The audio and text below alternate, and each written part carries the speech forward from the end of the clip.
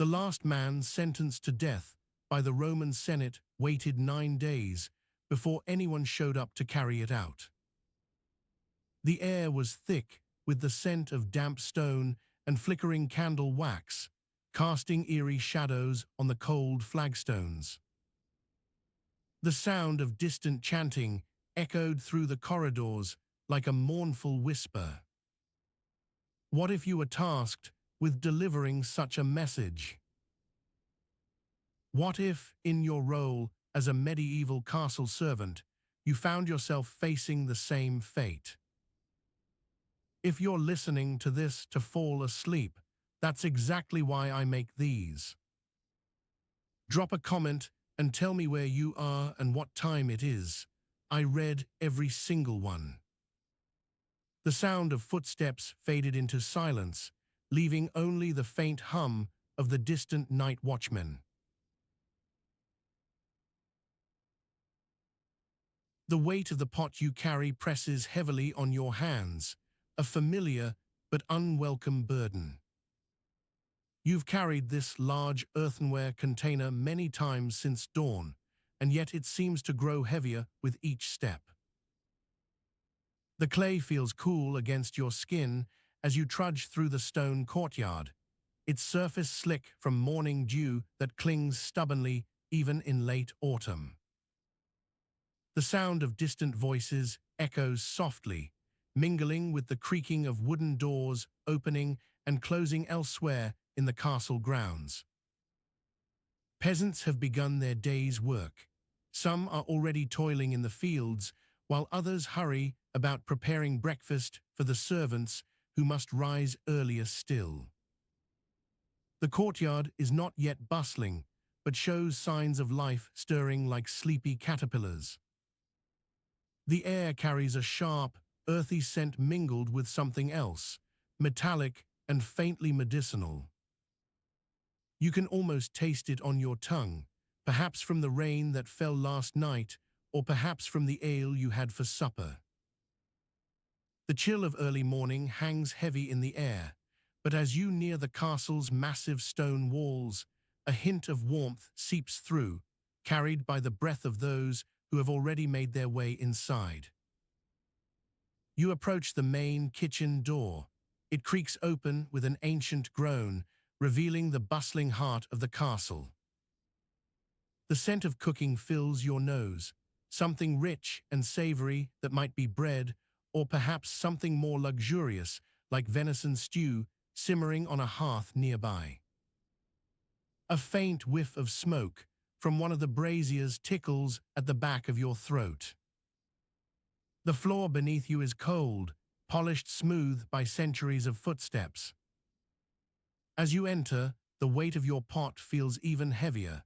It's as if every step you take carries with it not just a few pounds, but also the history and stories that have been accumulating here for so long.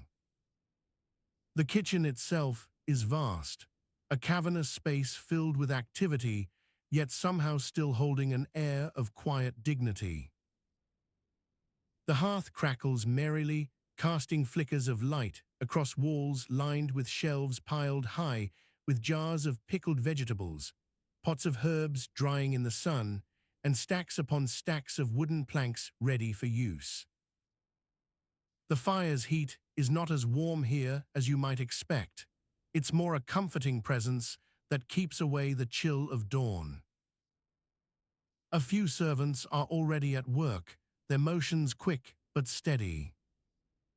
One woman stirs a pot on an iron ring set into the hearth, her movements fluid and practiced despite the early hour. Another chops vegetables with precise efficiency, her knife dancing through the air like a skilled dancer's sword. The clatter of knives against cutting boards and the hiss of water in pots create a soothing rhythm that you find familiar. You place your pot down carefully on one of the many available surfaces. It makes a dull thud as it settles into its resting spot, a small yet satisfying sound. You straighten up to stretch out the kinks in your back, feeling more than just relief, at lowering the weight, but also a sense of belonging. Here among these familiar faces and this constant din, you find a home, a place where the day begins. The kitchen is alive with purpose, each person here working towards a common goal, feeding not only their own household, but also those who serve them. The camaraderie in such close quarters can be both overwhelming and comforting. It's as if everyone shares an unspoken understanding that no one truly works alone. As you take your place near the edge of this bustling life, you feel part of something larger than yourself, a small cog within a vast machine. The smell of food begins to mingle with other scents, the earthy aroma from last night's rains, mingled now with the rich odors of breakfast being prepared.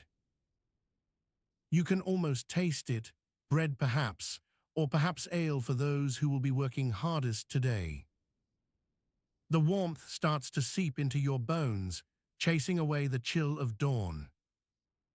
As you settle in, readying yourself for a day's work ahead, you realize that this is not just about serving others. It's also about surviving and thriving within these walls. Each task, no matter how mundane or tiresome, contributes to the larger tapestry of life here at the castle. Even the smallest act matters. A pot filled with water carried from one place to another, a fire stoked for warmth, each adds its own unique thread. The weight on your shoulders now feels not just physical, but also metaphorical. It's as if every step you take carries more than mere pounds of clay. It bears witness to centuries of service and the silent labor that keeps this grand edifice running. Here in these kitchens where breakfast is prepared and lives are sustained, you find yourself both humbled and enlivened by the daily rituals that define your existence. As dawn fully breaks and light spills into the kitchen through high windows, casting long shadows across the stone floor, you realize that what lies ahead will be filled with endless toil, but also with moments of quiet dignity and unexpected comfort.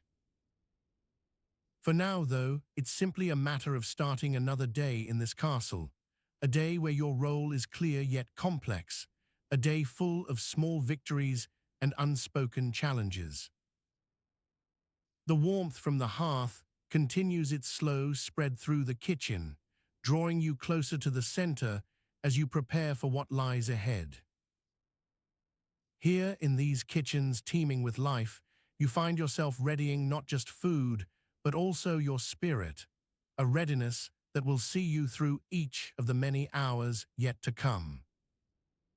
In this space where history and daily routine intertwine, you are both witness and participant, part of a grand narrative written across generations. And as you stand there, pot in hand, feeling the weight and the warmth alike, you cannot help but wonder, what would it be like if your role was suddenly reversed? To serve instead of being served, to find yourself not just on the receiving end, but perhaps even at the head table. The question lingers lightly in your mind as you continue to prepare for another day's labor. As the morning light filtered through the cracks in the heavy drapes, I found myself lost once again in these thoughts. The weight of my own reflection seemed heavier than ever before, like a shackle around my wrists and ankles, dragging me down with each passing moment as the day stretched out before us like an endless sea. The castle was waking up slowly, its grandeur and history echoing through every creaking floorboard and whispering breeze. But for those of us beneath it all, the reality was far from grand. It was a perpetual dance between subservience and survival. I paused in my tasks, taking stock of what lay ahead, fetching water, preparing meals, cleaning chambers, tasks that had become second nature but were etched into every fiber of my being. The thought lingered, like a shadow cast by the setting sun. It was an uncomfortable question, one that gnawed at the edges of my consciousness. If I were to suddenly find myself in such a position, where my words and actions held weight, where others served me, I couldn't help but imagine how quickly the roles would shift, how different life might feel. In this role reversal, what if the master became the servant? How would their lives change? Would they miss the luxury of our constant attention, or would it only be a slight inconvenience, a momentary lapse in grandeur that could easily be remedied by more servants brought into their service? As I carried another heavy load to the kitchens, my thoughts wandered to the castle's lord and lady. Their every need was catered to, their lives pampered with fine foods and comfortable living conditions. It made me wonder if they realized just how much effort went into maintaining such a lifestyle, how many hands were involved in everything from laying out their bed sheets to bringing their meals. I paused at the threshold of one of the grand dining halls, where polished silverware gleamed under the chandeliers and rich tapestries adorned the walls. It was here that I often found myself lost in thought, imagining what it would be like for those around me to suddenly reverse roles, how they might handle such a sudden shift. Perhaps they too had their moments of reflection, times when reality struck them sharply. The idea that one day, perhaps not so far off, could find themselves at the mercy of someone else's whims made my stomach churn with unease and curiosity. How would it feel to be on both sides? To serve as well as being served, would there even be a difference? My reflections were broken by the sound of voices from within, servants bustling about their tasks, preparing for breakfast in what felt like an endless procession. I joined them without thinking, each step echoing through the vast corridors that seemed to stretch on forever. Yet amidst all this activity, my mind lingered on those thoughts, on how life might change if roles were reversed. If we suddenly found ourselves at the top of the hierarchy instead of the bottom, what would be different? Would it make us more compassionate, or perhaps even crueler in our treatment of others? These questions haunted me as I continued through my day, each task a reminder of both the burdens and blessings that came with this life. The weight of responsibility pressed down upon me, but so did an unspoken gratitude for the opportunity to serve, a chance to be part of something greater than myself. As evening approached, casting long shadows across the castle grounds, I found myself standing in one of the smaller chambers, reflecting on my day's work. Each task had its own satisfaction, knowing that through my labor, even if just a small piece at a time, this grand structure and all those within it were kept running smoothly. But with these thoughts lingering, I couldn't help but wonder what lay beyond the walls of our humble abode. What other worlds existed where roles weren't so clearly defined? Where perhaps people didn't have to wake up every day wondering about their place in society. The night fell silent around me as stars began to twinkle above, and for a moment I allowed myself to dream, dreaming of possibilities, of futures that might never come, but which still provided solace during the long hours spent serving another.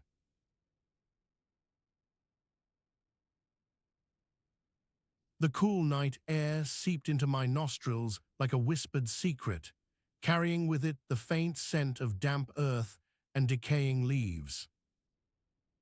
The castle grounds were eerily quiet now that day's bustle had ceased, only the occasional hoot from an owl or distant bark from some stray dog breaking the silence. My hands trembled slightly as I reached for another bundle of firewood to bring inside, feeling their weight in my palms like small stones promising warmth. The castle walls stood tall and imposing, a fortress of stone against the darkening sky. Their cold, rough surface pressed into me with each step, leaving marks on the soles of my feet that seemed to imprint themselves onto whatever I touched. The air was thick, with the smoky aroma of roasting meats from the cookhouse below. It mingled with the scent of pine and fresh hay, creating a comforting yet slightly pungent blend. My mind wandered back over what had transpired in this strange place, this castle where servants did not just serve, but often lived out their lives. What if you hadn't been born to servitude? What if your hands weren't as rough from years of handling heavy stones and barrels, or your voice so thick with sleeplessness after endless hours cleaning the floors?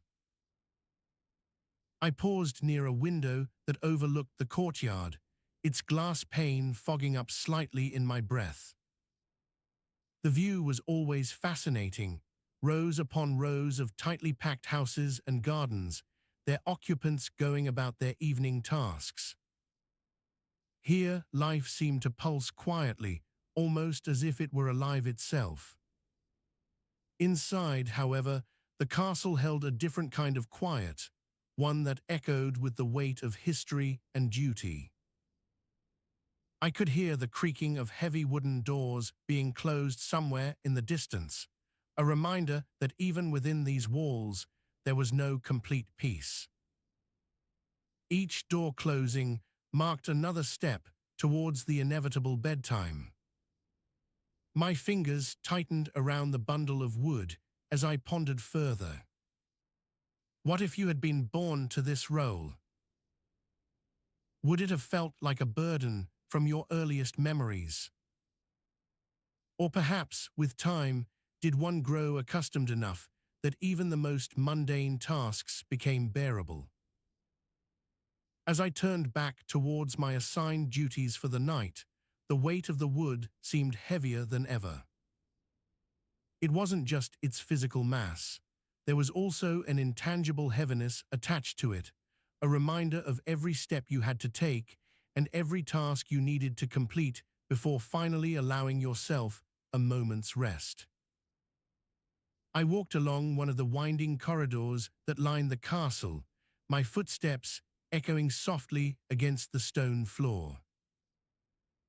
Each corridor seemed longer than the last as I moved deeper into the heart of the building, past rooms where nobles slept undisturbed in their luxurious beds, through chambers filled with treasures and artifacts, each door a silent testament to generations past. The air grew cooler the farther I went, condensing on my clothes like a second layer. My breath formed small clouds before dissipating into the chill, making me shiver slightly despite the thick woolen cloak wrapped around my shoulders. The sound of dripping water from somewhere high above added another layer of ambience to this already somber atmosphere. Reaching my assigned quarters for tonight's cleaning duties, I found myself face to face with yet another heavy door, its oak surface smooth under my touch.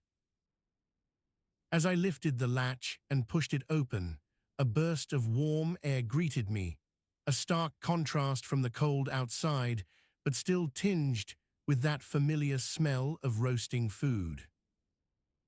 Inside was as expected, furniture arranged neatly in corners, each piece polished to a shine that reflected the flickering light from candles set on small tables.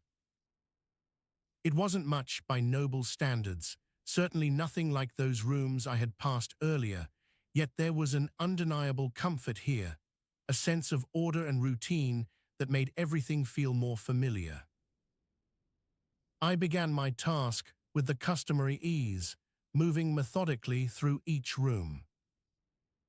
Dusting mantels, arranging books on shelves, sweeping floors. Each action a part of this nightly ritual so ingrained in me now, it felt second nature. Yet beneath the surface of these simple tasks lay layers of responsibility and expectation, an awareness that every detail mattered, no matter how trivial. As I moved from one room to another, my fingers brushed against objects that had been handled countless times before. Books with leather covers worn smooth by years of use, ornate trinkets encrusted in gold or silver, delicate porcelain vases balanced perfectly on polished surfaces. Each touch seemed a reminder of the lives lived within these walls, the joys and sorrows, the successes and failures, all hidden behind this veneer of order. The passage of time felt almost imperceptible as I worked, hours blending together into what could only be considered night in this castle's vast labyrinthine structure.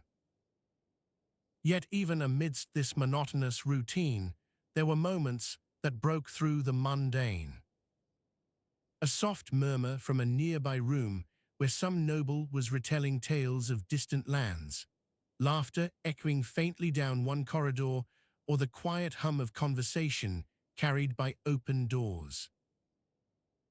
These sounds became almost comforting companions, tiny threads weaving together the tapestry of life within these stone walls, making them feel less like a fortress and more like a living entity. And as I continued my work, moving from room to room with increasing familiarity, there came an understanding that this was not just about serving, but participating in something greater.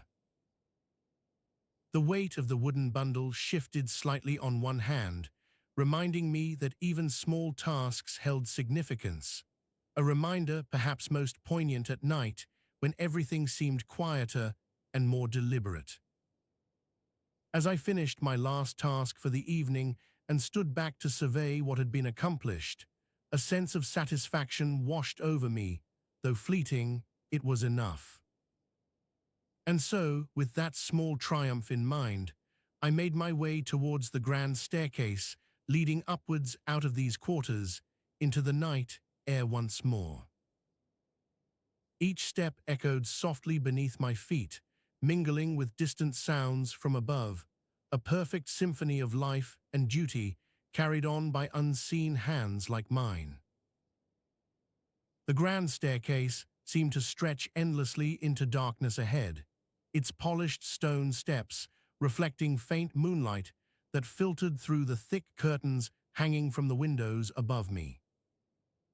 The air was cool and damp, with the scent of wet earth, mingling with the subtle aroma of incense from somewhere in the castle's depths. Each step I took felt like a ritual, a small act of rebellion against the strict order of the night. I had always been fascinated by this part of my duties as a servant. It was here that the grandeur and mystery of the castle truly came alive.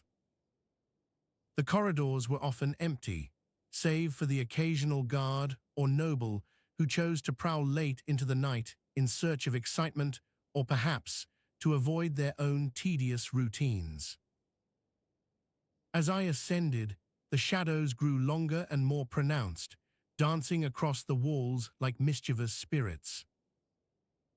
My footsteps became louder on the upper floors, echoing off the vaulted ceilings until they merged with a faint, distant murmur that seemed to come from another realm altogether.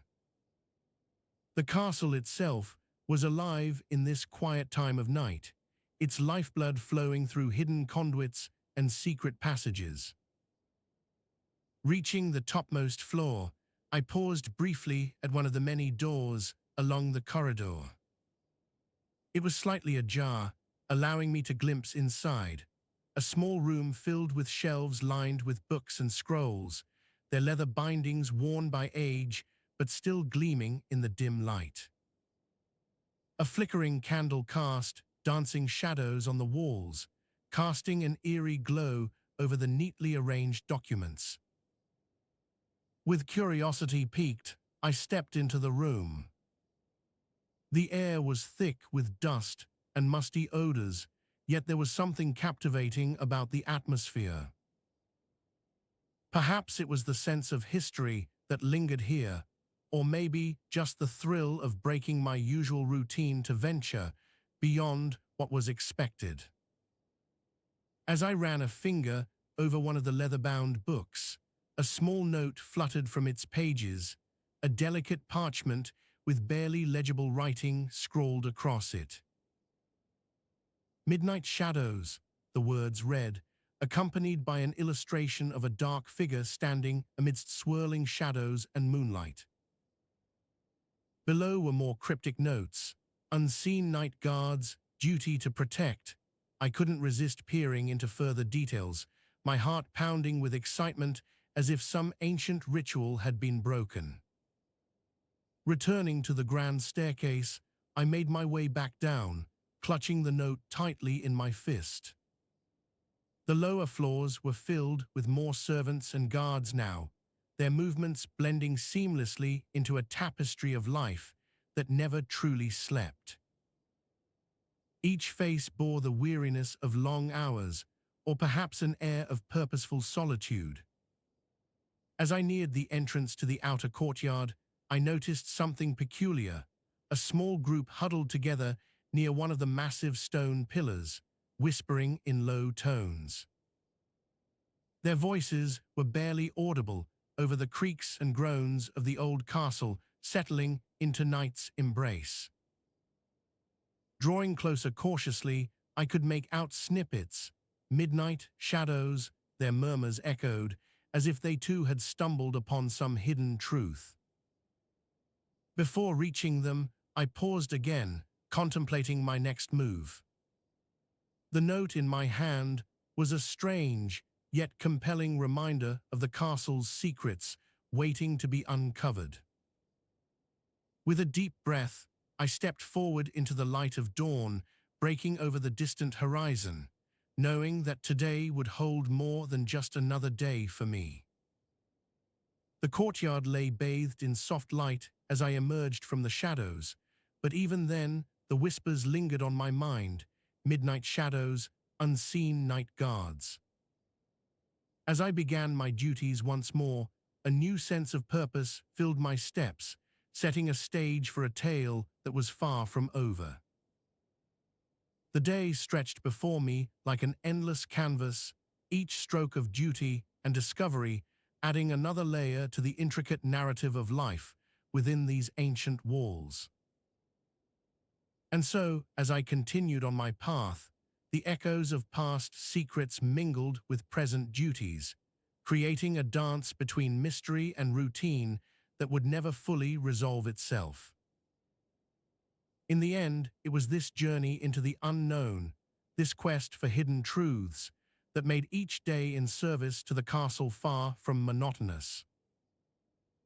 The true challenge lay not merely in completing tasks or enduring long hours, but in embracing the enigma of life within these walls and finding my own role amidst its ever-shifting shadows. Thus began a new chapter, where every step led closer to uncovering the castle's deepest secrets, one tale at a time. And as the sun rose higher above the battlements, casting golden light over everything below, I felt ready for whatever challenges lay ahead, both seen and unseen. And as the sun rose higher above the battlements, casting golden light over everything below, I felt ready for whatever challenges lay ahead, both seen and unseen. The air was thick with morning dew, a chill that clung to my skin despite the early hour.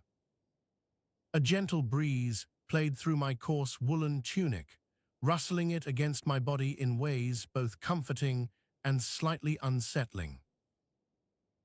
My fingers fumbled for the worn leather thong around my neck, holding on tightly as I made my way down the narrow stone steps leading from the keep to the outer bailey. The wooden door creaked softly when I pushed it open, revealing a world that was waking up slowly but surely. The courtyard buzzed with activity. Servants scurried about their duties, baskets and brooms in hand, as they swept away the remnants of last night's chaos. A distant thud drew my attention to where another servant hurled a water bucket at a stray cat, who scampered off with an indignant hiss. I made for the stable, where the smell of manure and hay mingled with that of fresh earth and morning dew. The horses were being fed and watered by grizzled old hands, their leather harnesses creaking as they adjusted to the movement. I watched a young apprentice trying to braid one horse's mane while it reared up suddenly, nearly toppling him over in his grip.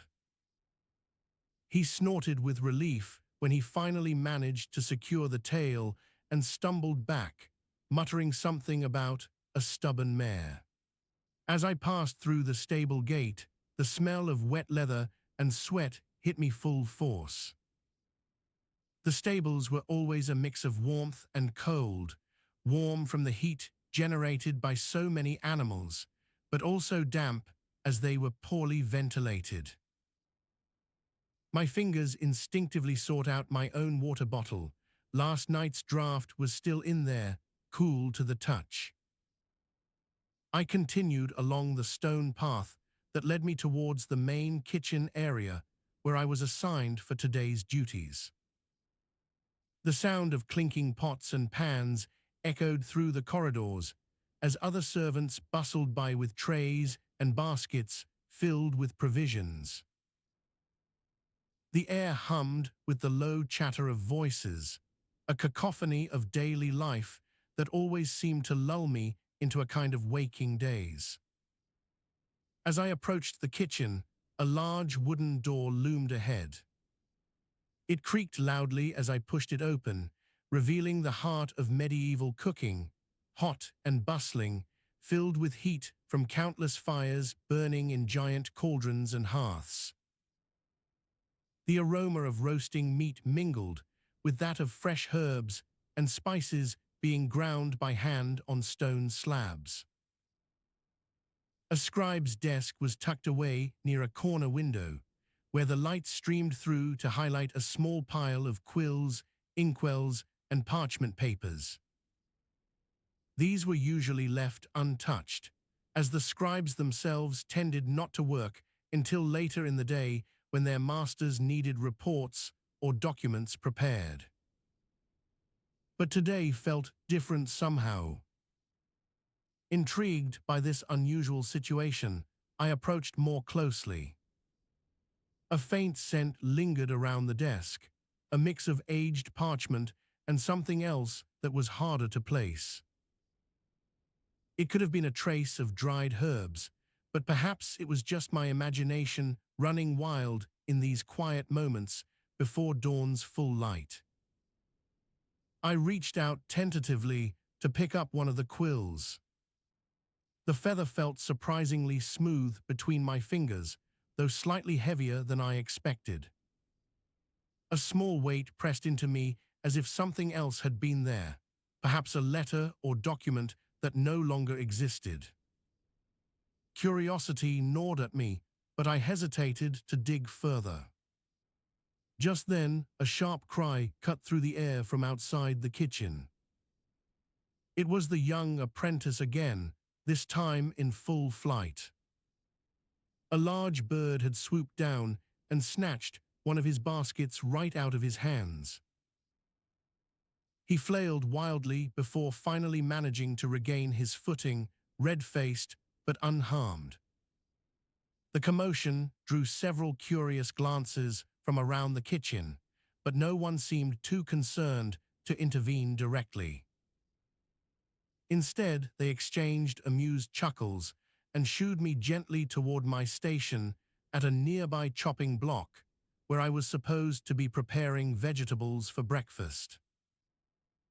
I took up a large knife with trembling hands and began to slice carrots as I tried to shake off the odd feeling of having been interrupted mid-discovery. As I chopped, the rhythmic sounds of the blade against wood filled the silence that had been so oppressive just moments before. It was easy to get lost in this simple task, almost meditative. Yet every now and then, my gaze would drift back to the scribe's desk. The smell lingered on, a ghostly presence reminding me of what I might have uncovered, if not for the sudden disturbance. A small itch grew at the base of my neck, where it met my tunic, perhaps from an earlier bite or just a nervous twitch. I continued chopping, focusing on the task before me and trying to let go of any lingering thoughts about the missing scribe's desk. But as I worked, a series of tiny frustrations began to build up. The knife slipped awkwardly in one spot, my fingers stumbled over a knot in the vegetable, a stray hair caught under my tunic causing an uncomfortable itch. These small irritations bled into larger concerns. How long would it take for me to prepare breakfast properly? Would I be late and thus face the wrath of Lady Alina, whose temper was known to flare at even minor delays? And what exactly had been there on that desk? Something of great importance or just a trivial note? The sound of footsteps echoed through the kitchen. A serving girl hurried in with an armful of pots and pans, her breaths coming out in soft puffs of steam. She set them down heavily before turning to me. "Need any help?" she asked, wiping her hands on her apron as if sensing my struggle. I shook off a momentary feeling of inadequacy, remembering that everyone started somewhere. "No, thank you," I replied, trying for a smile. "Just doing the morning prep." She nodded and moved away, leaving me to return to my chopping. But each slice felt less purposeful now, more like an exercise in futility. As the day wore on, the kitchen filled with ever-increasing bustle. Maids brought buckets of water from the well, laughing as they splashed each other playfully before returning to their tasks. Cooks barked orders at apprentices who scrambled about in confusion, but managed to keep up. The aroma of freshly baked bread mingled with that of stewed meat and roasted vegetables. Despite this constant activity, my mind kept drifting back to the scribe's desk. A small weight seemed to shift inside me, a mix of curiosity and unease. What had been there? And why was it gone now? By late morning, Lady Alina herself made an appearance, her presence immediately drawing everyone into a flurry of activity as she inspected workstations and offered swift corrections or praise. I tried to keep my head down, but couldn't help stealing glances at the scribe's desk once more. Lady Alina paused near it for just a moment before moving on, her sharp eyes taking in everything with a practiced glance. The air around me seemed to tense, as if she might have noticed something amiss, perhaps the faint scent that still lingered or my lingering interest. But she passed without comment, leaving me feeling both relieved and more conflicted. Lunchtime brought another brief reprieve from the relentless hum of activity. I allowed myself a momentary respite near the hearth, where warm embers provided gentle heat against the cool stone floor. The smell of simmering soups filled my nostrils, mingling with those of roasting meats and fresh bread. As I sat there, a small piece of parchment fluttered down from above, landing gently at my feet. It was tattered but still readable, part of an old letter or perhaps another document that had once resided on the scribe's desk. My fingers hesitated before picking it up. Curiosity won out over caution. The writing was faded and hard to make out clearly, but what I could read spoke of something significant yet ephemeral, a reminder of forgotten promises or fleeting thoughts. It was not important enough for Lady Alina's notice, nor did it seem urgent enough to draw the scribe back from wherever he had gone. Leaving behind that small piece of paper, I returned to my work, feeling a mix of satisfaction and mild frustration. The day continued in this vein, full of purposeful but often mundane tasks, punctuated by moments of introspection or brief bursts of activity. Each chore seemed more draining than the last, leaving me tired yet strangely restless. As evening approached, the final preparations for supper began. Servants were setting tables and arranging food platters, while others prepared fires in the great hall. The air grew heavy with the promise of a hearty meal, followed by perhaps some leisurely conversation or storytelling before bed. The scribe's desk remained untouched throughout this process, its absence now more pronounced than ever. It was as if something significant had been there and then taken away without explanation, leaving only fragments behind like the tattered parchment I found earlier in the day. Exhaustion began to set in as the night drew closer, but with it came a strange sense of resignation.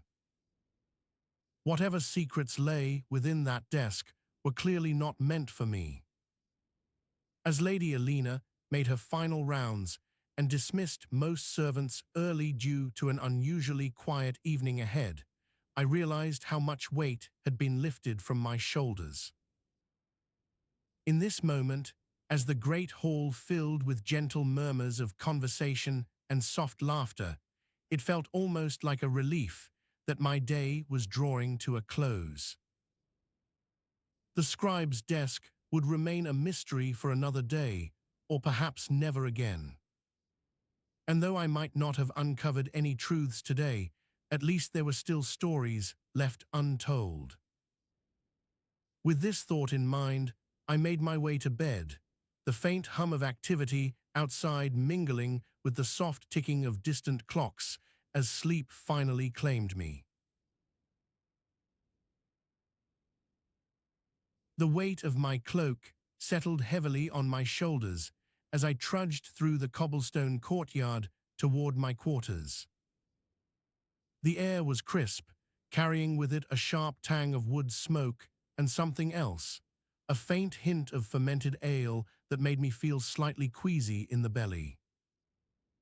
My feet sank into the loose gravel beneath them, crunching softly underfoot like tiny bones breaking apart.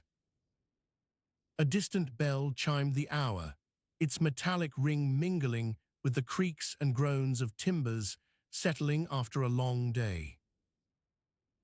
The courtyard was mostly silent now, save for the occasional clatter of dishes from one of the servants' quarters or the muffled murmur of voices rising above the noise. I paused at my door, feeling the cool wood beneath my fingers before pushing it open with deliberate ease. The air inside was warmer, carrying a stronger scent of sweat and old oil from the lamps. Stepping into my room, I allowed myself to sink onto a simple wooden chair by the hearth. The thick leather cord that held up the lantern above me swayed gently in the drafty chill of the evening. My muscles felt like lead as exhaustion pulled at me, but there was still one last task before rest could truly claim me. I reached for my inkwell and quill, pulling them from their hiding spot beneath a pile of old parchment that threatened to tumble onto the floor if I weren't careful. The smooth surface of the paper looked almost inviting against the dull light filtering in through the tiny window high above. As I dipped the quill into the ink, The liquid felt heavy and viscous between my fingers, like thick black honey. The task was a simple one, recording the day's events for Master Thomas. But as always with such chores, it turned out to be anything but straightforward. The quill slipped from my grip and clattered onto the floor, its metal nib making an unpleasant jingle that echoed through the quiet room. I bent down quickly to retrieve it, feeling a twinge of frustration at being so careless after all these years. The ink had pooled in small pools around where the quill had sat. With a sigh, I began to trace over the same spot again and again, each attempt just as imperfect as the last.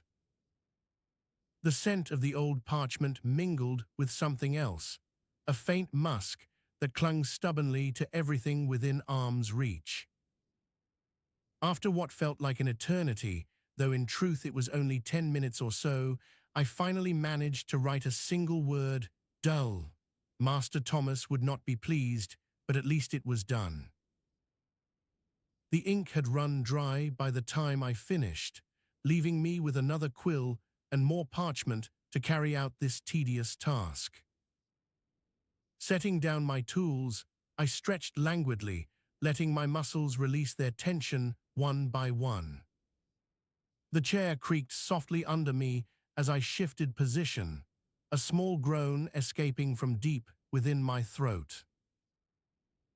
It was the sort of sound that could only come with years spent in such cramped quarters. Days and nights alike had become a blur. A soft knock came at the door, jolting me slightly out of my reverie. "Enter," I called gruffly, wondering who might be seeking me out so late at night. The door opened slowly, revealing a figure wrapped in heavy cloaks that billowed around them like ancient shadows.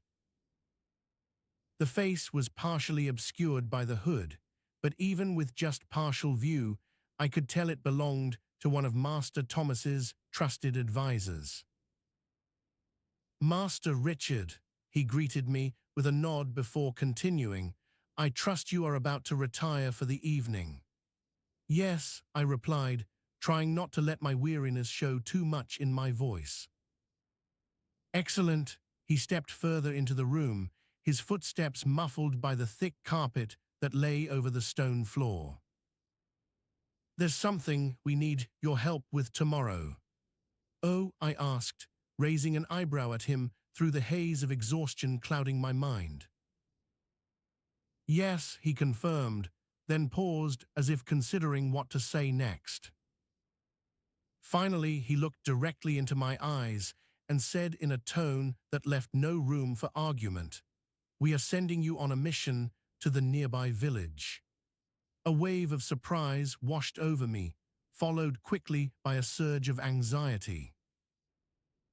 This was not something I had anticipated at all. The village lay several miles away, and it would be my first time traveling so far beyond these castle walls. "Tell me more," I requested softly, my voice barely above a whisper, as fatigue threatened to overwhelm any further words. "I'll explain everything in the morning," he promised, his tone gentle but firm. "Now get some rest. We have much work ahead of us." With that, he turned and left without another word, closing the door behind him with a soft click that seemed to echo through my very bones. The weight of what lay ahead pressed down on me now, making it hard to breathe. Leaning back into the chair once more, I stared at the empty space where his figure had been standing just moments ago. The air around me began to cool as night fully settled in, bringing with it a strange comfort that seemed almost therapeutic after so many restless days and nights of uncertainty. I reached for the lantern hanging above my bed, tilting its flame higher until I could see everything clearly within the small room. Shadows danced across walls and floorboards, casting elongated figures over the furniture. The flickering light played tricks on me, making it seem as if tiny sprites were darting about in corners too dark to fully discern. Exhaustion threatened to claim me now more than ever before, but there was still one last task I needed to complete, tucking away my tools and preparing for bed. With a heavy sigh, I gathered the quills and inkwells from their resting places, setting them carefully on a small table near the door. The wooden floors creaked softly underfoot as I moved about in the dim light of the lantern. Each step felt like carrying an extra stone burden with it, but I forced myself to keep going until everything was where it should be. Shadows cast their long fingers over every surface, making even simple tasks feel monumental. At last, I returned to my bed and climbed under its covers, feeling a wave of relief as the weight lifted from my shoulders. The mattress was hard beneath me, offering little comfort despite its size. As soon as my head hit the pillow, sleep claimed me almost instantly, carrying with it dreams filled with ink and parchment and the distant sound of bells tolling the hours away. And so, in that quiet room under the watchful gaze of an old lantern, I drifted off into a deep and dreamless slumber, leaving behind all worries until morning's light once more called me awake. When morning broke with its cold and unwavering light, I was jolted awake by the sound of a rickety, old chair scraping against the floorboards as my bedridden master struggled to rise from his cot. The air in the small room was heavy with the scent of stale bread and sweat, mingling with the faint aroma of ink from the quills left scattered about. My mind, still foggy from sleep, took a moment to catch up. "Ah, good," he rasped, his voice hoarse as if unused for days. "Rise and shine, you lark. The day's work begins." With that, he shuffled towards me, the hem of his tattered robe brushing against my legs. His eyes, bloodshot from lack of sleep, or perhaps more sinister reasons, stared at me with an intensity that made my heart flutter in a way it hadn't for years. "Breakfast," he commanded, his tone sharp and commanding as ever. "Fetch me some porridge," I nodded, rising to my feet unsteadily before bending down to gather the few pieces of bread and cheese from our small table. The task seemed simple enough, but carried with it a heavy burden. Every move was scrutinized under his critical gaze. In the great hall below, the air felt even more oppressive than in the cramped quarters above. The stone walls were cold against my bare arms as I trudged through rows of empty chairs and tables, each one representing a life once lived. Now they served only to witness the unending cycle of work that defined our existence.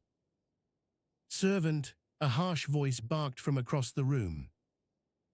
A knight in tattered armor stood at the dais where my master was seated, his eyes flashing with anger as he jabbed an accusing finger toward me. "Bring me fresh parchment and ink now. The king expects dispatches by noon." "Yes, sir," I mumbled, hurrying to comply while trying not to draw attention from the other servants who watched our exchange. Each step felt like a struggle against invisible forces binding me down. The kitchens were a chaotic mess of pots and pans clashing together as cooks worked feverishly preparing meals for both the castle staff and the visiting nobility. Dust motes danced in shafts of sunlight filtering through cracks, casting eerie shadows that seemed to mock our desperate attempts at efficiency. I found myself tasked with chopping vegetables into tiny pieces before they were tossed haphazardly into large cauldrons where they boiled away until nothing remained but a murky broth. As the day wore on, the list of tasks grew longer and more daunting by each passing moment. From tending to fires in the forge that never seemed fully lit despite constant fanning, to washing clothes soiled beyond recognition through endless rinsing cycles, every chore brought with it its own set of challenges that tested my endurance. Yet amidst this daily grind lay moments of unexpected camaraderie among us servants. A fellow maid named Elena would share her meager rations during breaks, offering words of encouragement or simply a listening ear when we needed to vent about our frustrations. These small acts of kindness were rare yet precious in an environment where everyone seemed preoccupied with survival. By evening, as the sun dipped low behind the castle walls, casting long shadows across the grounds, I found myself slumped against a wall near my quarters, exhausted but strangely compelled by stories whispered between us servants about times when life was simpler and more just. Tales of rebellion against unjust lords or tales of love lost in distant lands where dreams could be pursued without fear. Those narratives often ended with warnings that such simplicity came at great cost, that the world beyond these walls held dangers too vast to comprehend fully, but also hope for change if only one dared reach out and grasp it. As night fell around me, I couldn't help but wonder how much longer could this daily existence continue before it broke me completely or perhaps offered something more, a chance at redemption or even freedom. In the quiet moments between duties, when eyes closed against sleep yet dreams remained just beyond reach, thoughts of escape lingered like shadows in corners. But for now, I was bound by duty and fear, each day stretching out endlessly before me like an unyielding mountain range, blocking any path to safety or salvation.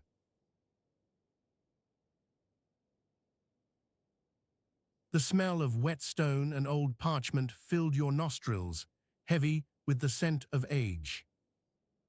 The air was cool and damp, condensation pooling on the thick walls of the castle's keep as rain trickled down through cracks in the roof. You held a bundle of rags tightly against your chest, feeling their rough texture against your skin, each fiber worn smooth by countless uses. The sound of distant dripping echoed softly throughout the vast hall, punctuated occasionally by the creaking of wooden beams under the weight of centuries. But for now, I was bound by duty and fear, each day stretching out endlessly before me like an unyielding mountain range, blocking any path to safety or salvation. You trudged through a corridor that seemed endless, your feet thudding softly against stone floors worn smooth over generations of footsteps.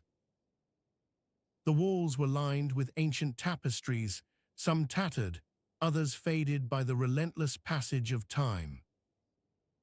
Their threads whispered secrets in soft rustles as you brushed past them. The weight of your bundle pressed heavily on your arms, each rag heavy and unyielding. You could feel beads of sweat forming at the nape of your neck, despite the chill that clung to the stone walls. The light was dim, flickering shadows dancing along the floors like restless spirits. Your breath formed small clouds in front of you as you exhaled, then vanished almost instantly into the humid air.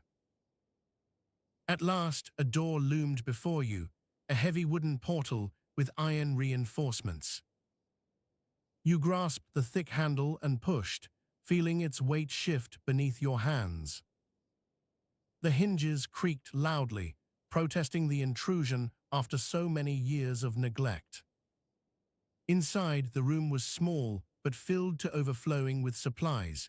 Wooden crates stacked haphazardly against one wall, a pile of hay near another, and various tools scattered about.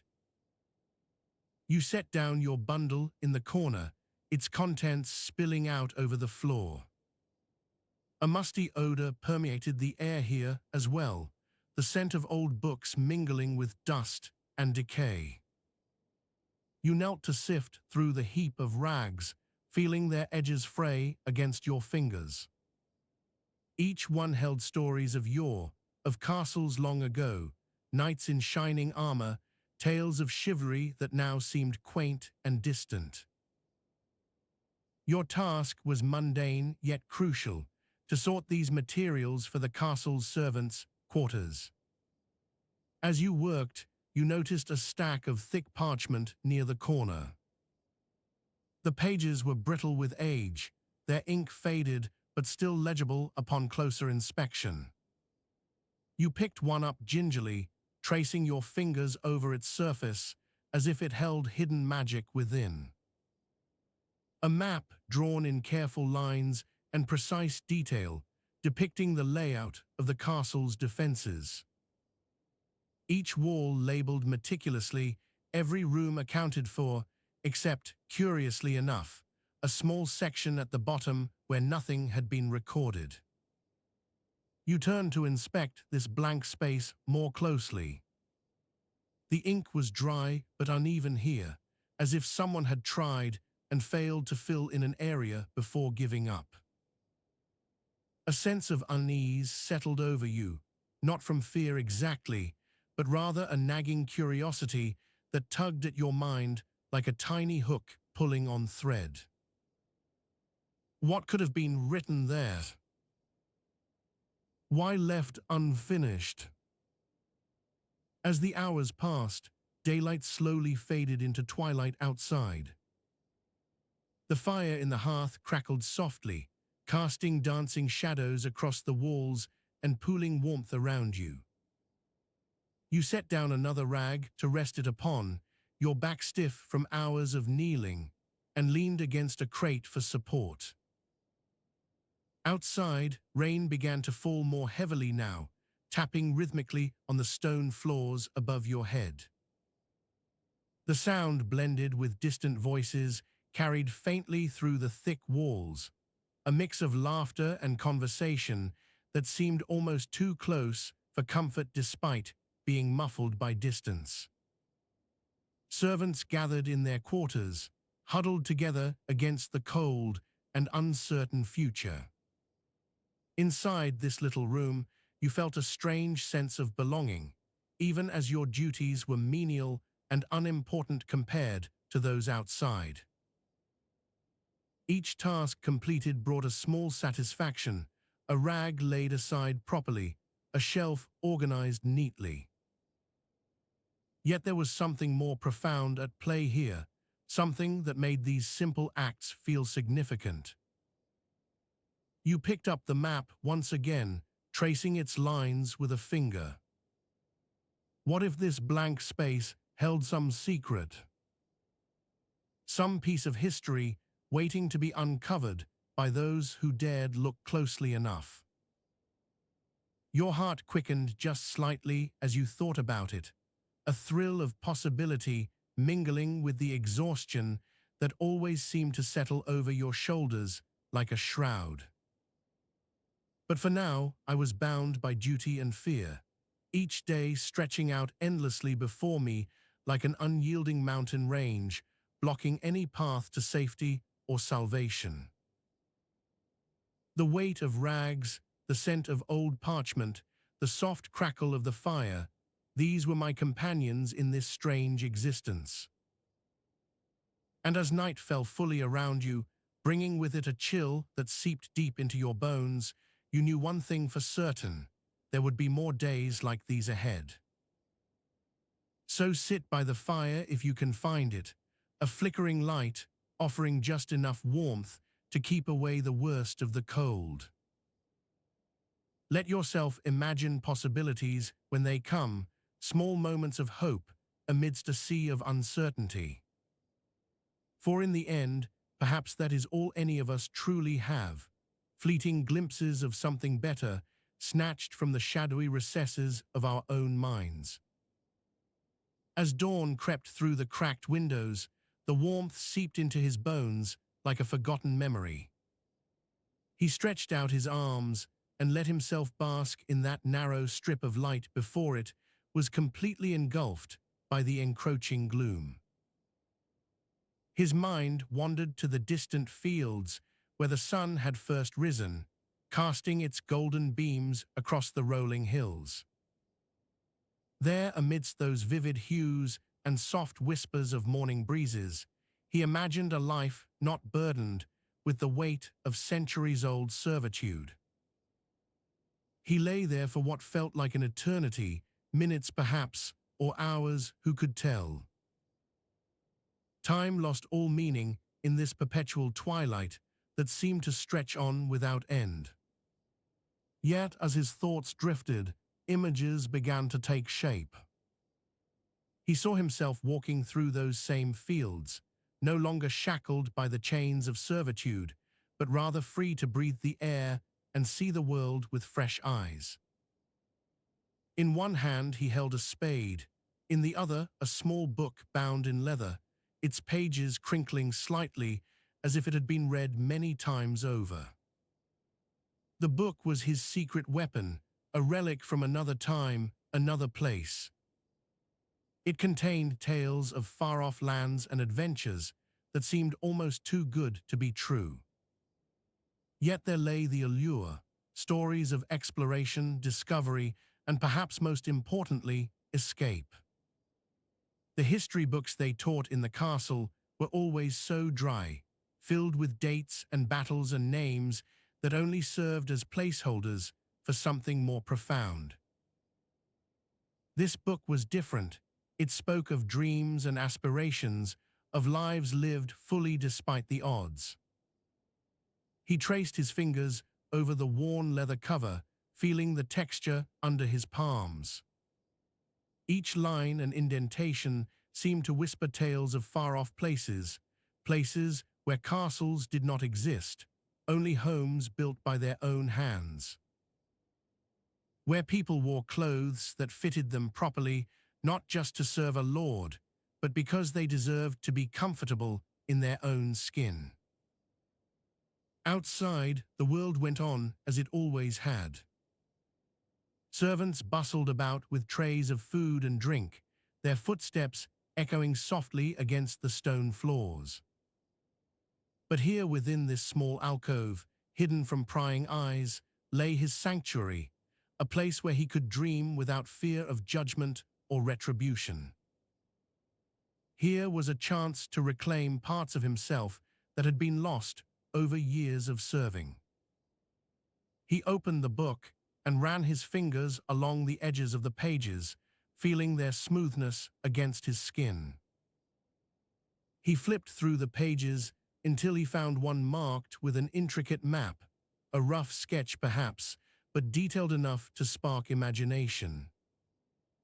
It depicted a coastline stretching out towards distant horizons, dotted with islands that seemed almost within reach. Each island was labeled, some with names of places long forgotten by history, others still shrouded in mystery.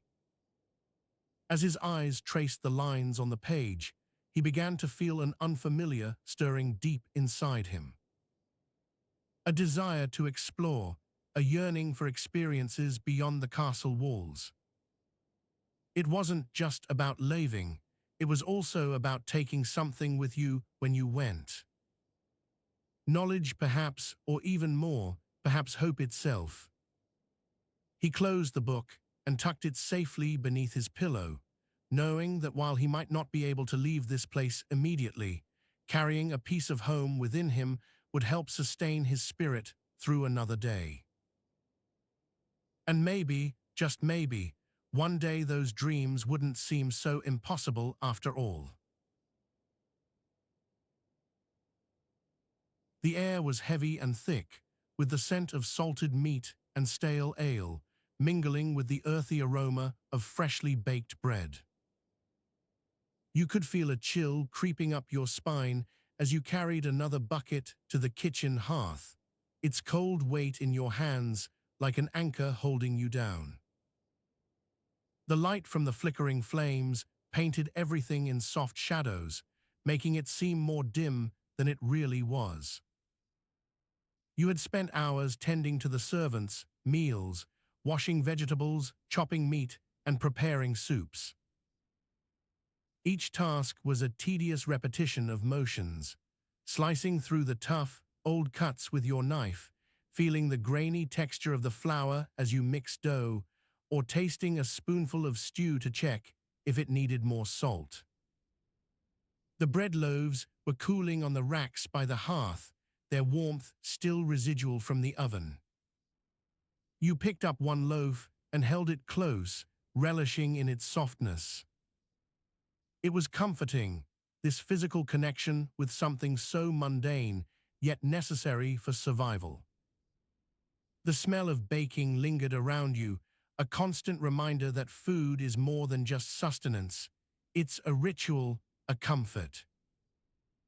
As the afternoon waned into evening, your body began to ache from standing all day in the small kitchen space.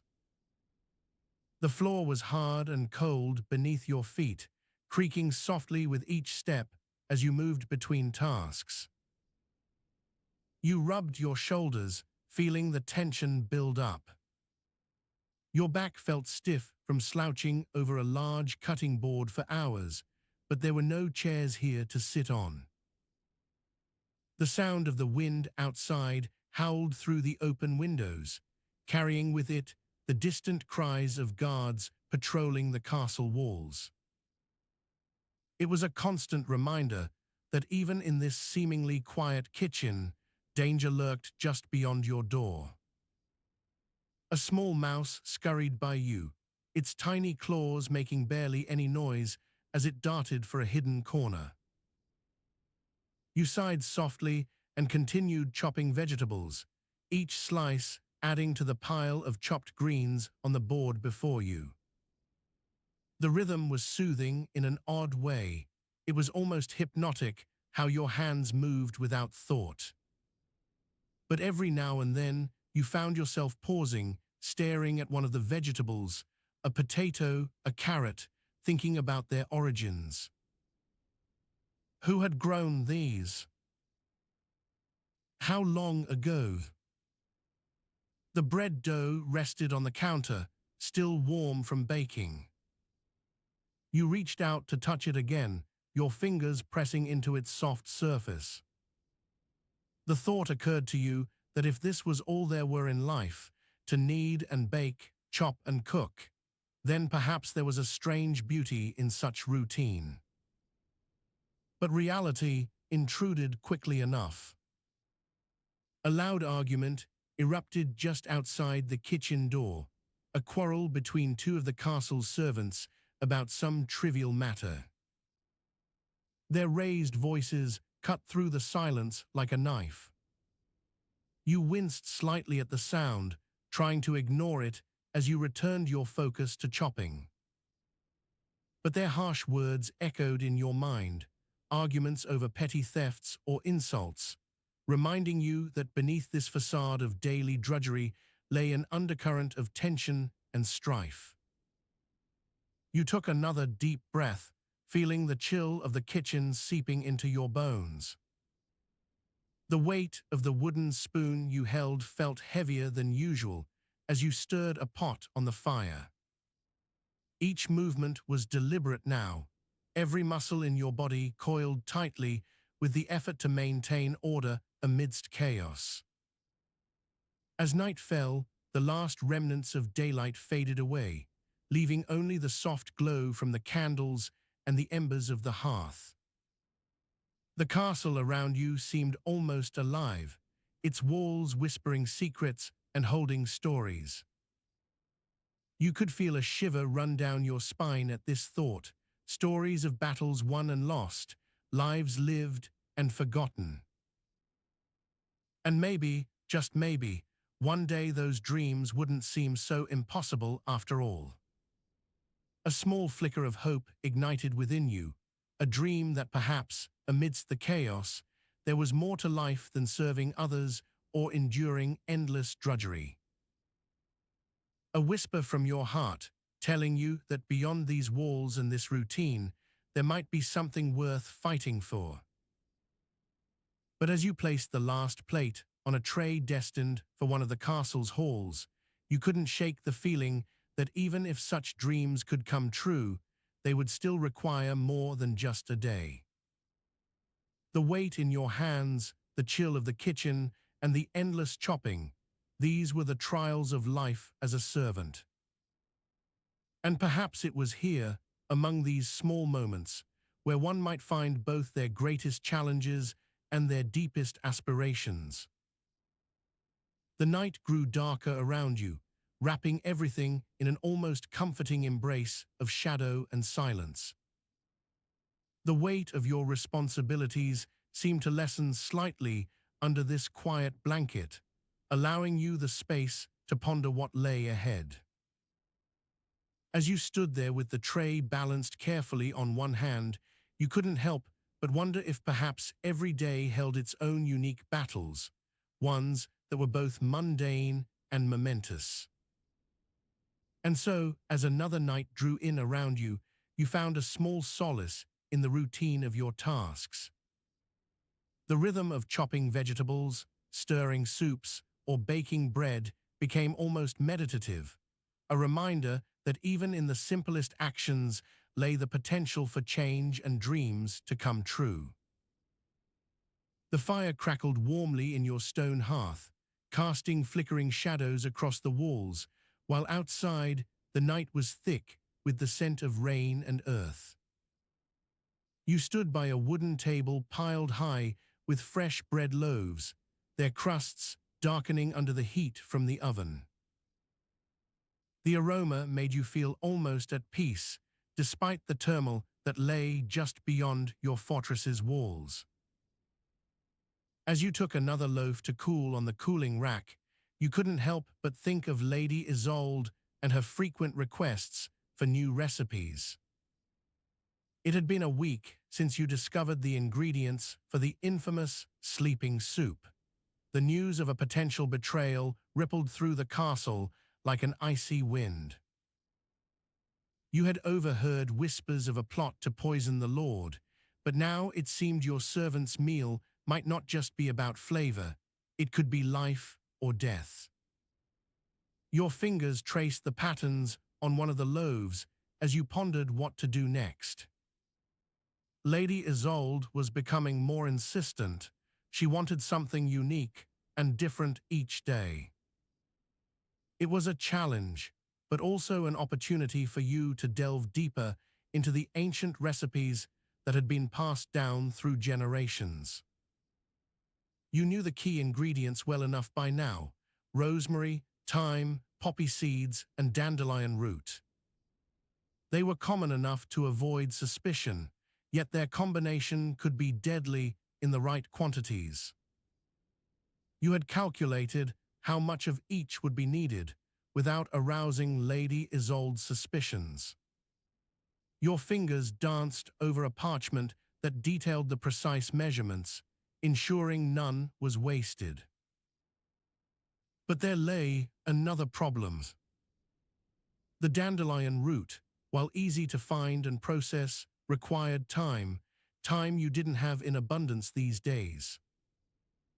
You had spent hours grinding it into a fine powder, but every moment felt crucial as the threat of betrayal loomed closer by the hour.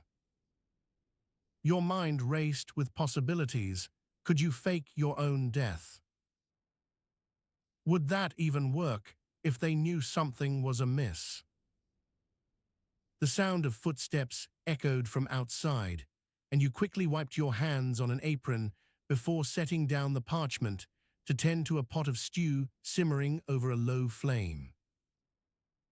The aroma filled the air, blending with the scent of herbs as you stirred the broth lovingly.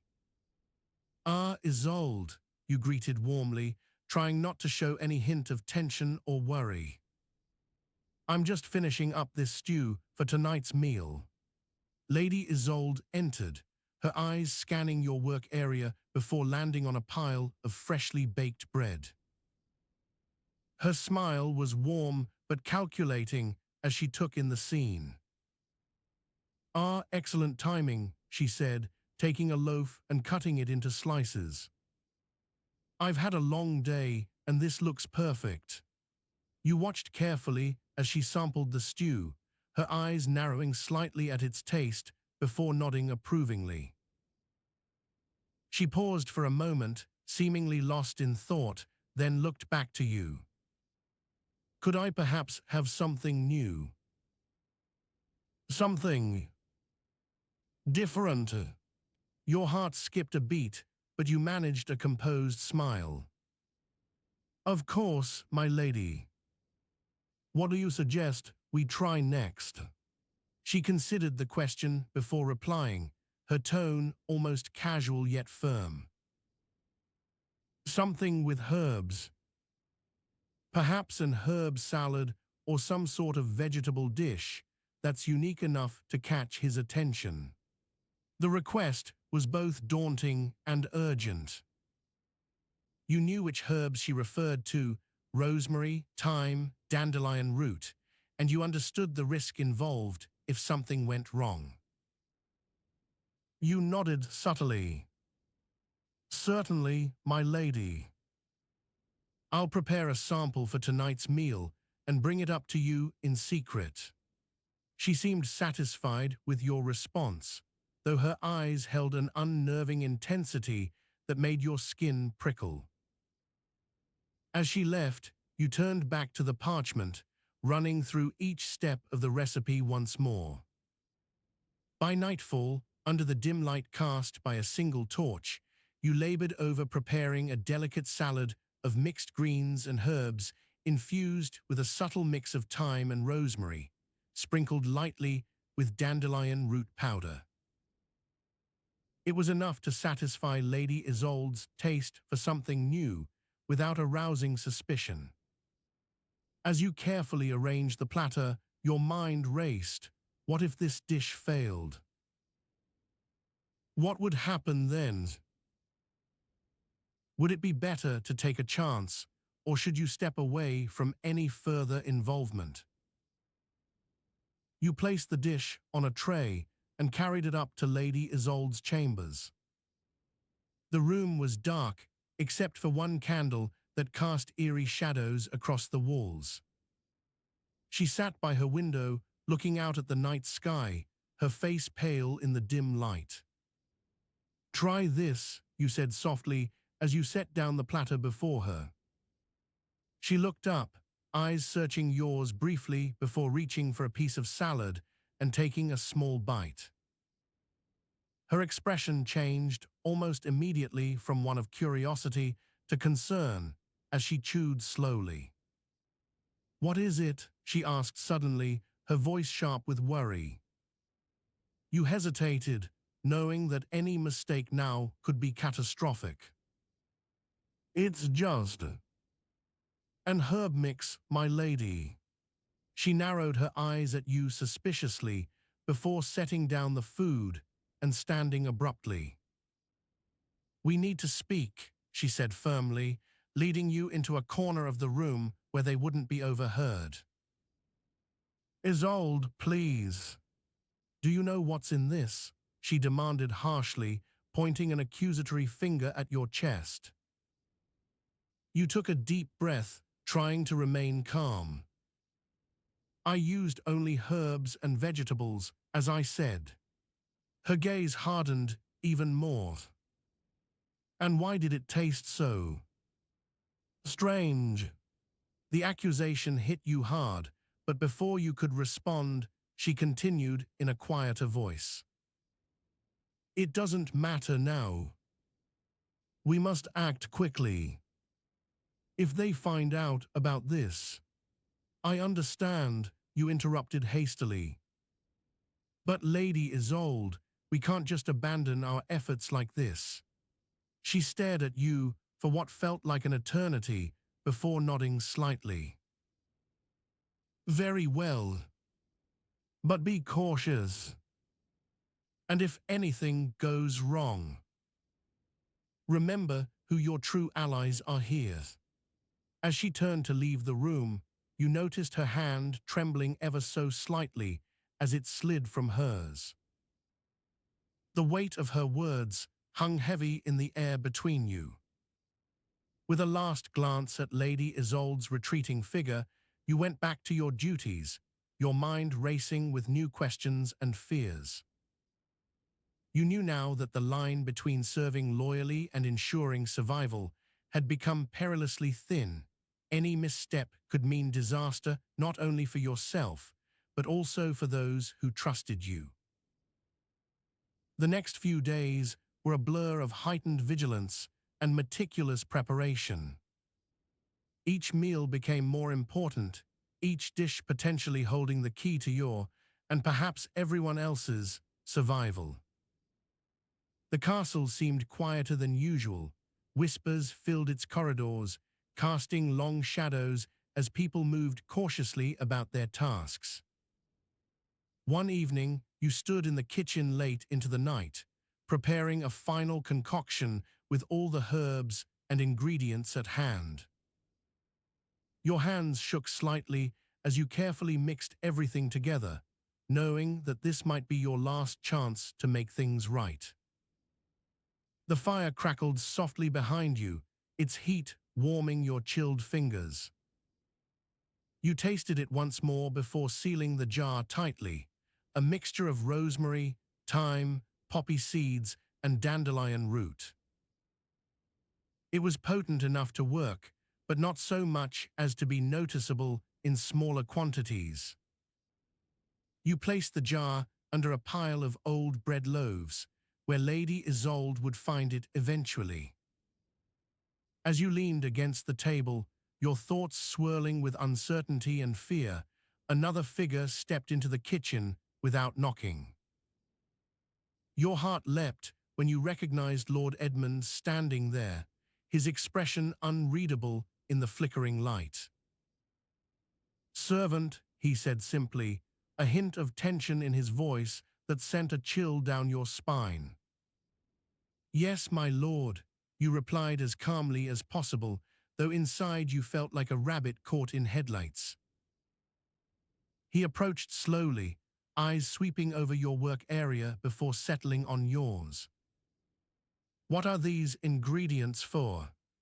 Your breath hitched. Any mistake now could spell disaster. "They're just herbs, Lord Edmund," you stammered, pointing at the jars scattered around us. "For various dishes and soups." He studied you closely, his expression unreadable but intense. After a moment's silence, he nodded slightly. "Very well.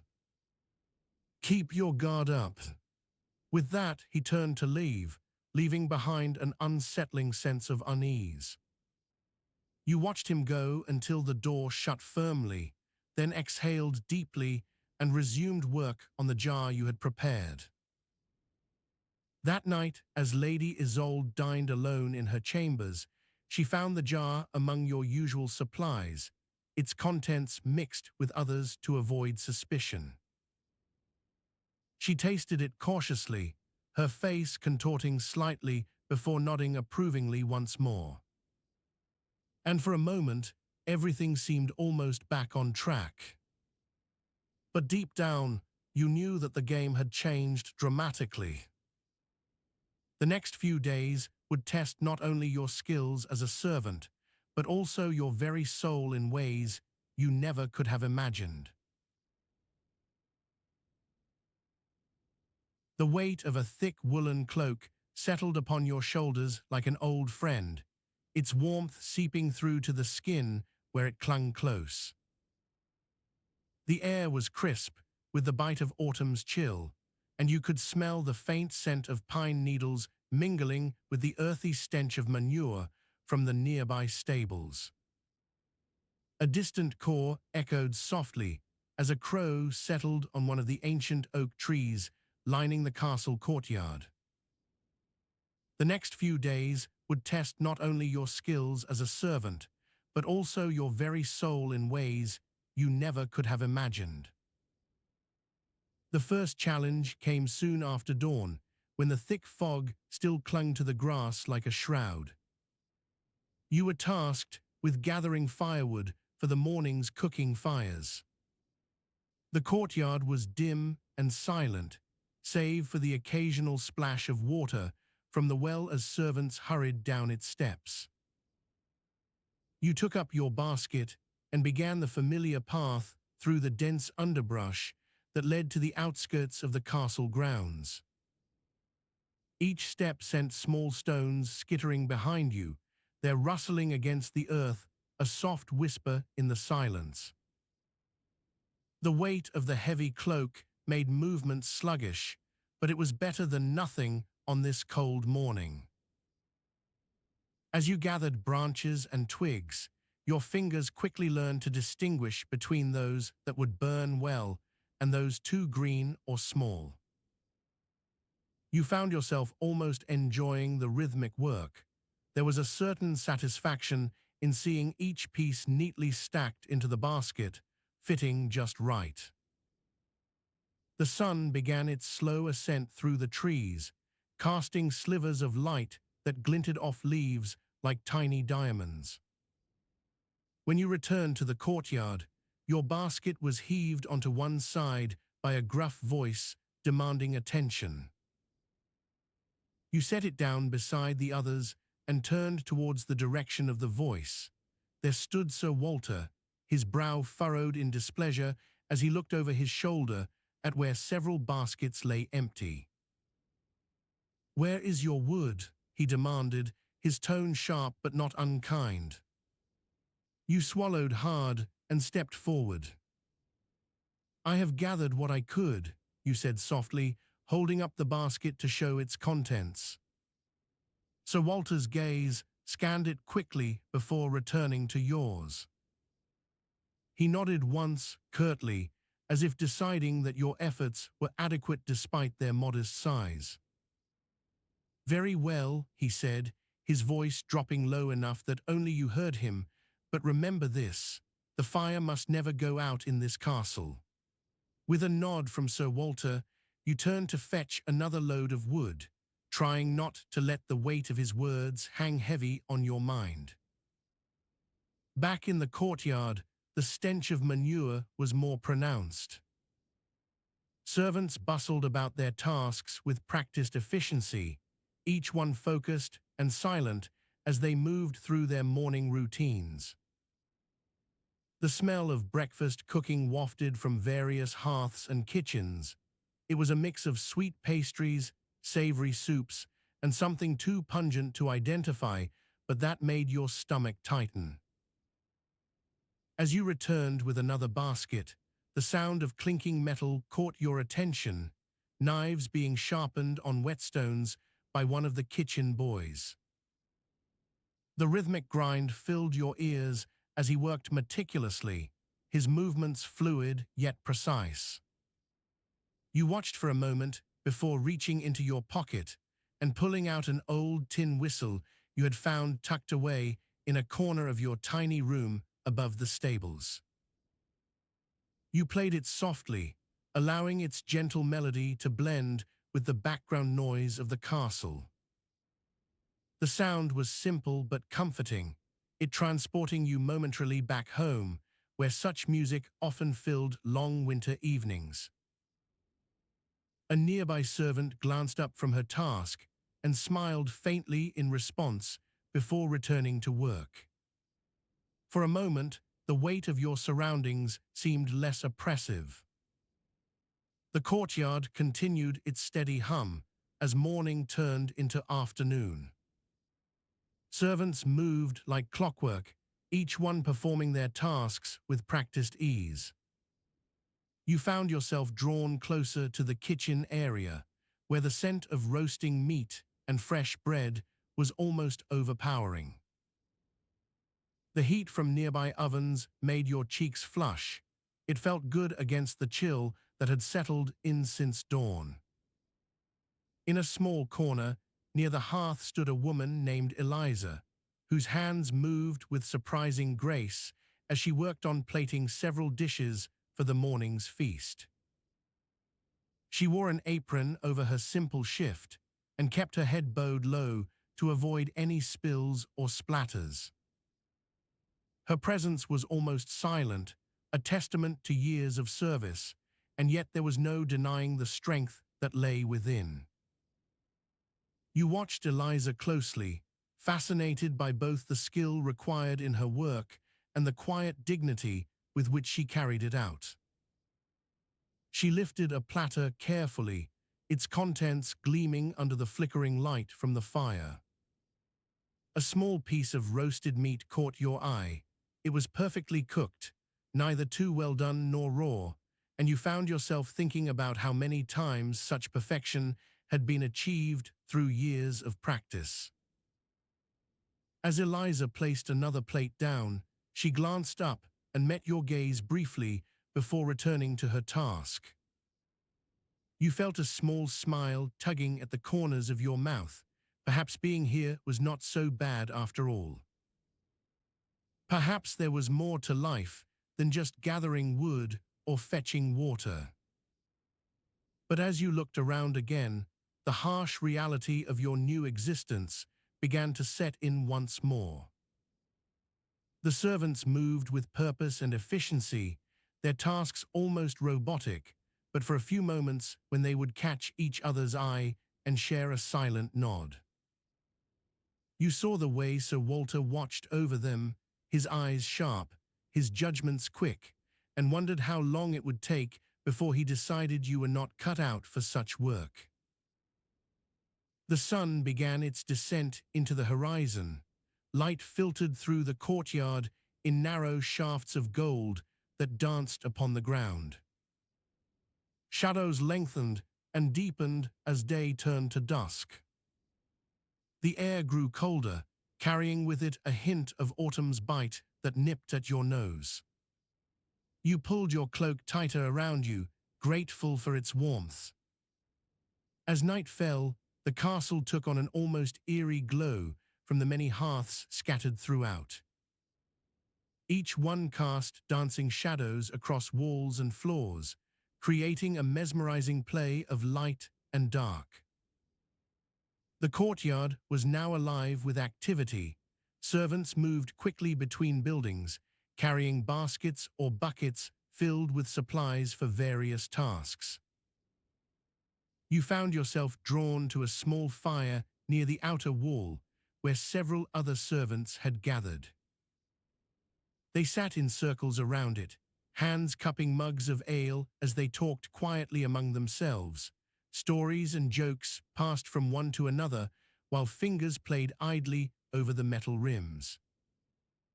Laughter bubbled up now and then, warm and inviting, but you hesitated before joining them. Instead, you settled closer to the fire itself, feeling its heat seep into your bones. The warmth was comforting after a long day of work. It seemed almost magical how such small flames could provide so much comfort in this cold world. You watched as embers caught and flickered, their light casting strange patterns upon the ground. A sudden draft caused sparks to fly up briefly before settling back down into steady flame. One servant chuckled softly at what had happened, while others leaned forward slightly, drawn by the unexpected display of fire magic. For a moment you forgot your troubles. Perhaps this was how days could be, if only for an instant, filled with laughter and camaraderie. But even as those memories lingered in your mind, you knew that tomorrow would bring its own challenges once more. You shifted slightly within your cloak, aware of the weight pressing down upon you, a reminder both of the work yet to come and the small but precious moments of human connection amidst it all. As night deepened around the castle courtyard, the sounds of labor slowly faded away until only quiet remained. The crackle of logs in the fire echoed softly through the cool air, Its gentle rhythm provided a soothing lullaby as you prepared yourself for sleep, sleep that would come quickly but not easily, haunted by dreams both sweet and bitter. In this place, where time seemed to stretch endlessly forward, each day brought with it new trials and tribulations. And yet amidst those challenges lay moments of simple beauty, like the warmth of a fire or the company of fellow servants, that offered fleeting respites from the relentless demands placed upon you as one who served in such humble quarters. So now we find ourselves at twilight's end, weary but not defeated, ready to face whatever tomorrow may bring, even if only for another precious moment before darkness claimed us once more.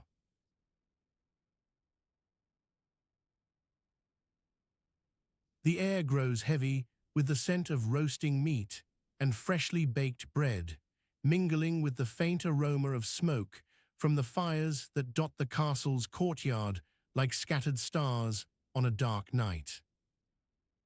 The sound of wooden platters clinking together fills your ears as servants scurry about their duties, each one a blur in the fading light.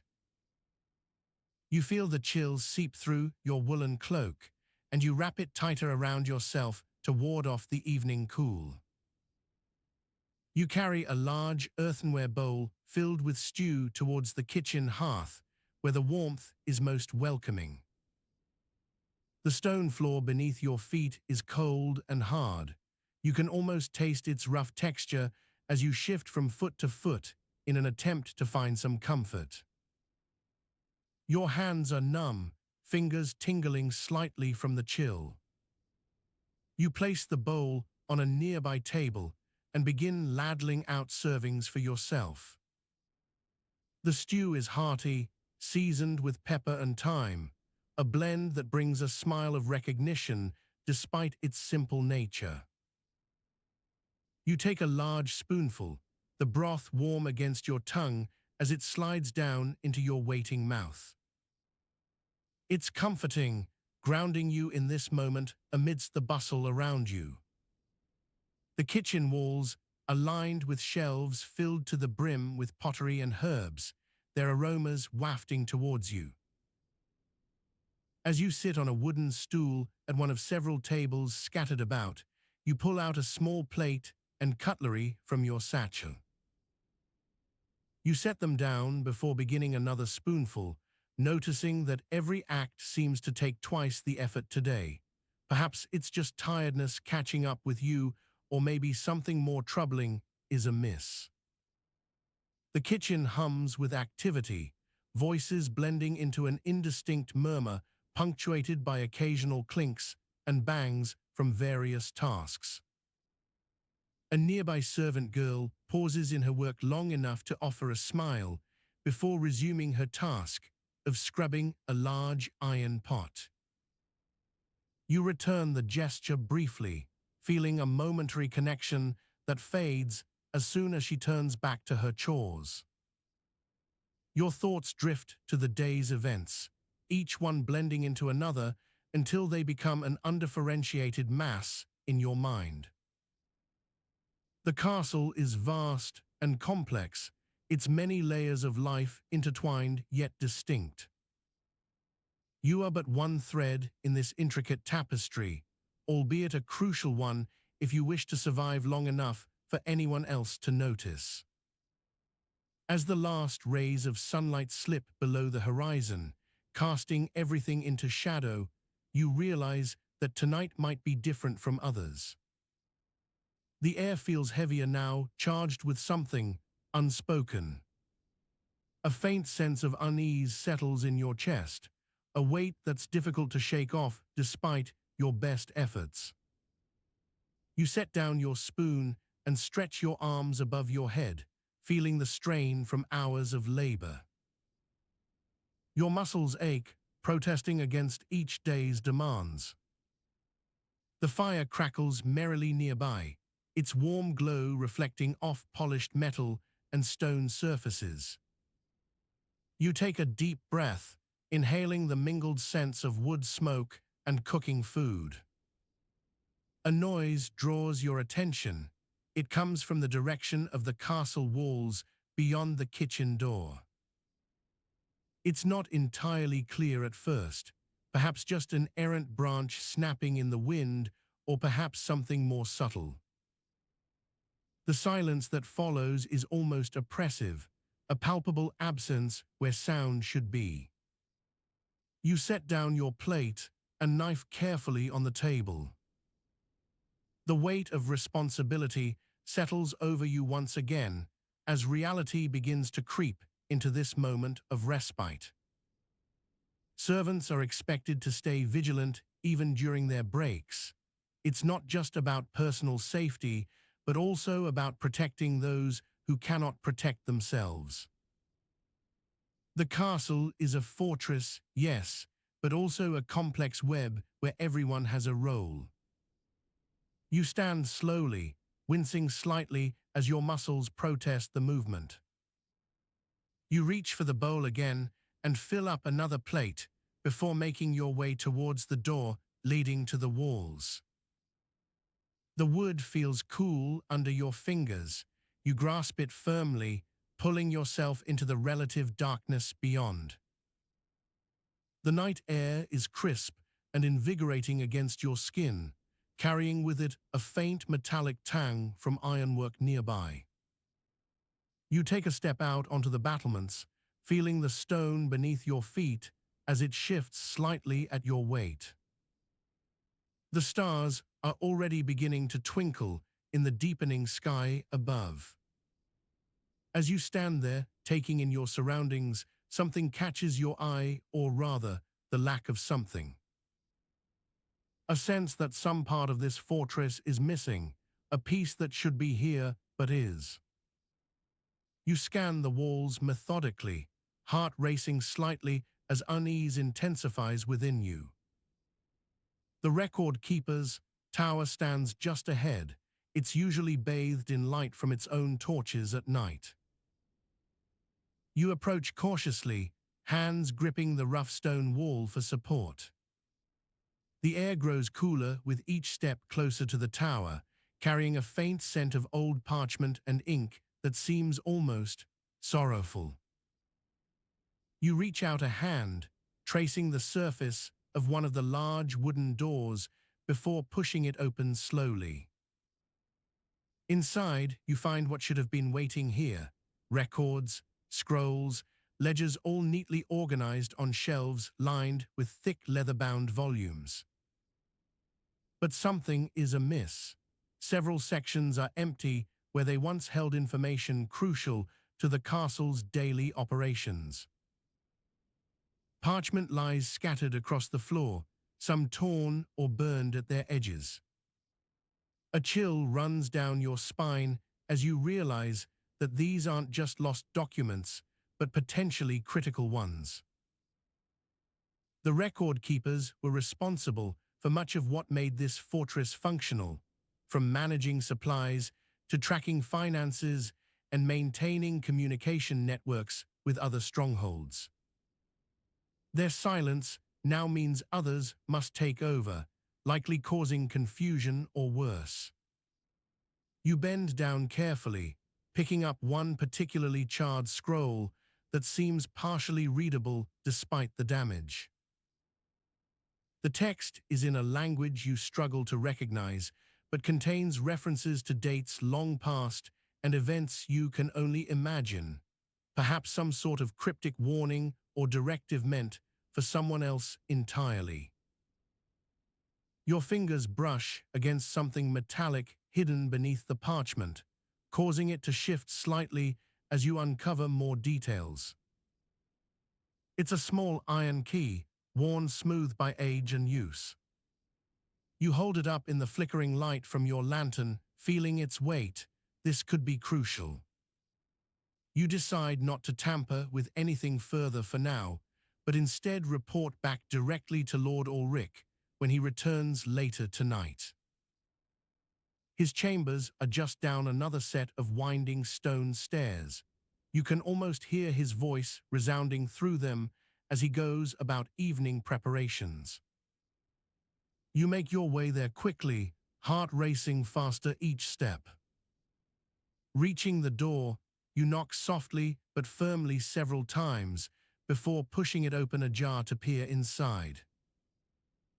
The room is dimly lit by an oil lamp hanging from a bracket on the wall. Its light casts long shadows across the lavish tapestries adorning the walls and furniture. Lord Ulrich himself sits at his desk, hunched over some important-looking documents. Lord Ulrich, you say quietly but respectfully as he looks up to see your presence, I've found something in the record keeper's tower that needs attention. He stands immediately, eyes narrowing slightly as they adjust to the dim light. What is it? His voice gruff and commanding, yet tinged with curiosity.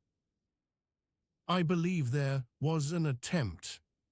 You pause briefly, choosing words carefully before continuing. There are missing records, sir. Some of them appear altered or damaged beyond recognition. Lord Ulrich's expression hardens.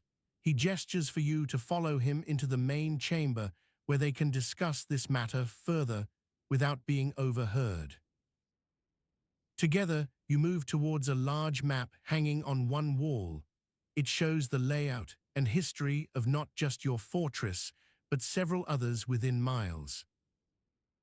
You point out various locations marked with small crosses or symbols that indicate recent activity. Some are newer additions, their presence unsettling given what has transpired tonight. You mentioned something about altered records. He prompts gently yet firmly as you explain in more detail. There's evidence here suggesting tampering, perhaps even sabotage. Lord Ulrich nods slowly, considering the information carefully before finally nodding resolutely. We need to secure these areas and ensure no one else gains access until we can investigate properly. You agree heartily. Your training has taught you how to handle such situations discreetly while still reporting all necessary details accurately. As night continues its descent into darkness outside, both of you work together methodically to address the crisis at hand. The weight of responsibility settles on Lord Ulrich's shoulders as well now. He knows that failure here could mean far more than merely losing records.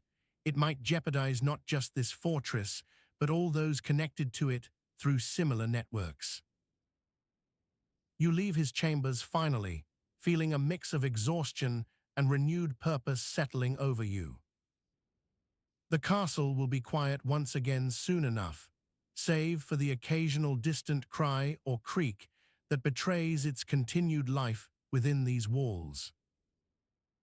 As you return down the winding stone steps towards your own quarters, another day draws to an end, but it won't bring rest until this mystery is fully resolved and those responsible are brought into light. The chill from outside seems even stronger now as winter's grip tightens around the world beyond.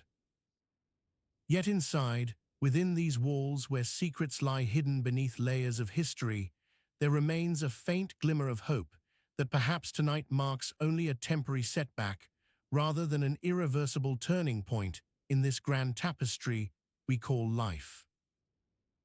So here you are, standing at the threshold between night and day, ready to face whatever tomorrow may bring, even if only for another precious moment before darkness claims us once more. The first thing you notice when you step into what used to be a grand medieval castle is not its history or the stories whispered by the wind through the broken walls, but rather the musty air that clings like cobwebs to your nostrils. It's an old smell, dry and slightly sweet from ages of decay mixed with something else, something faintly earthy yet almost floral, a hint of what once was a lush garden or a well-kept meadow now reduced to ruins. The temperature is cool, a refreshing chill that seems more soothing than the biting cold you might expect in these old stone halls. You are standing at the threshold between night and day, ready to face whatever tomorrow may bring, even if only for another precious moment before darkness claims us once more. Your hands rest on the rough stones of what was once an elegant archway. The texture is uneven, like a weathered book cover that has seen better days, with patches of moss still clinging stubbornly in some corners. You take your first step inside and immediately feel the weight of history pressing down upon you. It's not just the physical load of the stone walls, but also the silent stories they tell, each one whispering tales of nobles feasting by candlelight or peasants toiling under their oppressive gaze. The air is thick with dust, a fine powder that clings to your skin and nose, making you sneeze softly. The silence here is almost palpable, broken only occasionally by the distant creaks of old timbers settling into place after years without maintenance. You can hear your own breath, slow and steady in this vast emptiness, blending with the echoes that seem to carry on forever. The faint hum of insects buzzing around you, like tiny drums beating out a constant rhythm against the silence.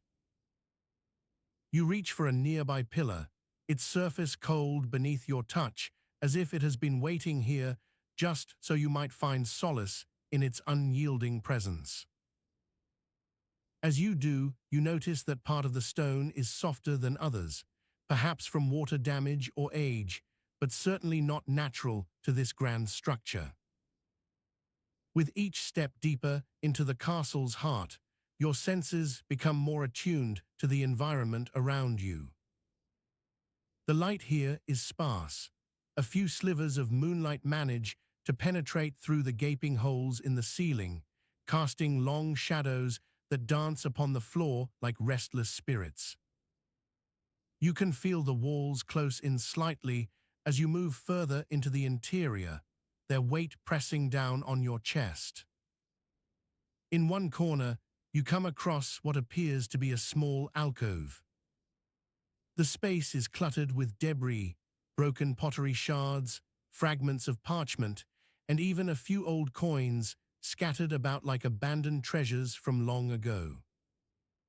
You squat down to examine them more closely, each piece telling its own silent story of the castle's past inhabitants.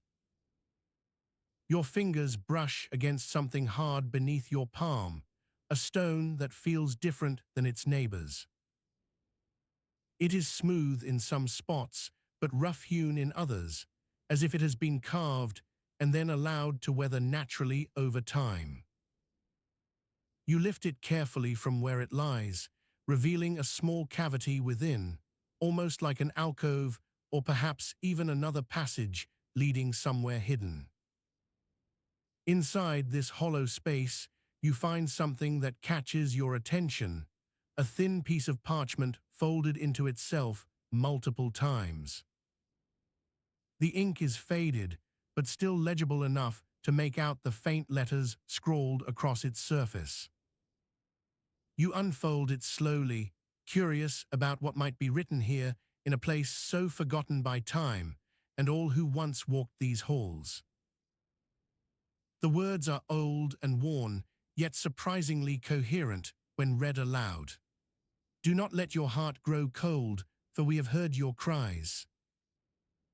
In the shadows of this ancient stone, we wait to see if you will find us. You pause, letting the message sink in. It feels both eerie and almost comforting, like a secret shared between you and the long-dead souls who once lived here. The air around you seems heavier now, as though even the spirits are watching your every move. As you continue exploring further into these forgotten chambers, you come across yet more oddities scattered about, the remnants of what were once beautiful tapestries now torn to shreds, the broken remains of a large wooden table that must have been an elegant dining spot in its prime, and even pieces of armor or weaponry from days long gone. Each discovery brings with it new questions. What exactly happened here? Why was this castle abandoned so suddenly, leaving behind such personal items as if their owners simply walked away one day never to return? You find yourself wandering through the lower levels now, where water seeps in through cracks and corners, creating small pools of liquid light from the moon's rays. The air is cold and damp here, almost as if the castle itself has taken on a life of its own, breathing slowly but surely. In one particularly dark corner, you stumble upon what appears to be an old library or study area. Shelves line both walls, filled with books that have long since rotted away into nothing more than dust and crumbling pages. The floor beneath your feet is littered with the remnants of these once precious volumes, leaves of parchment torn from spines, letters scattered like confetti across the ground.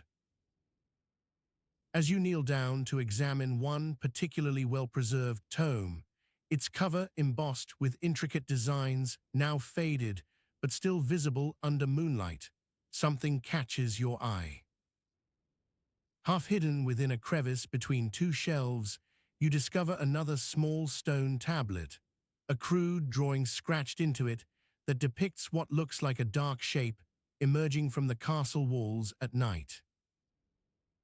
The image is simple yet chilling, almost as if depicting some sort of entity or force bound to this place in ways beyond human understanding.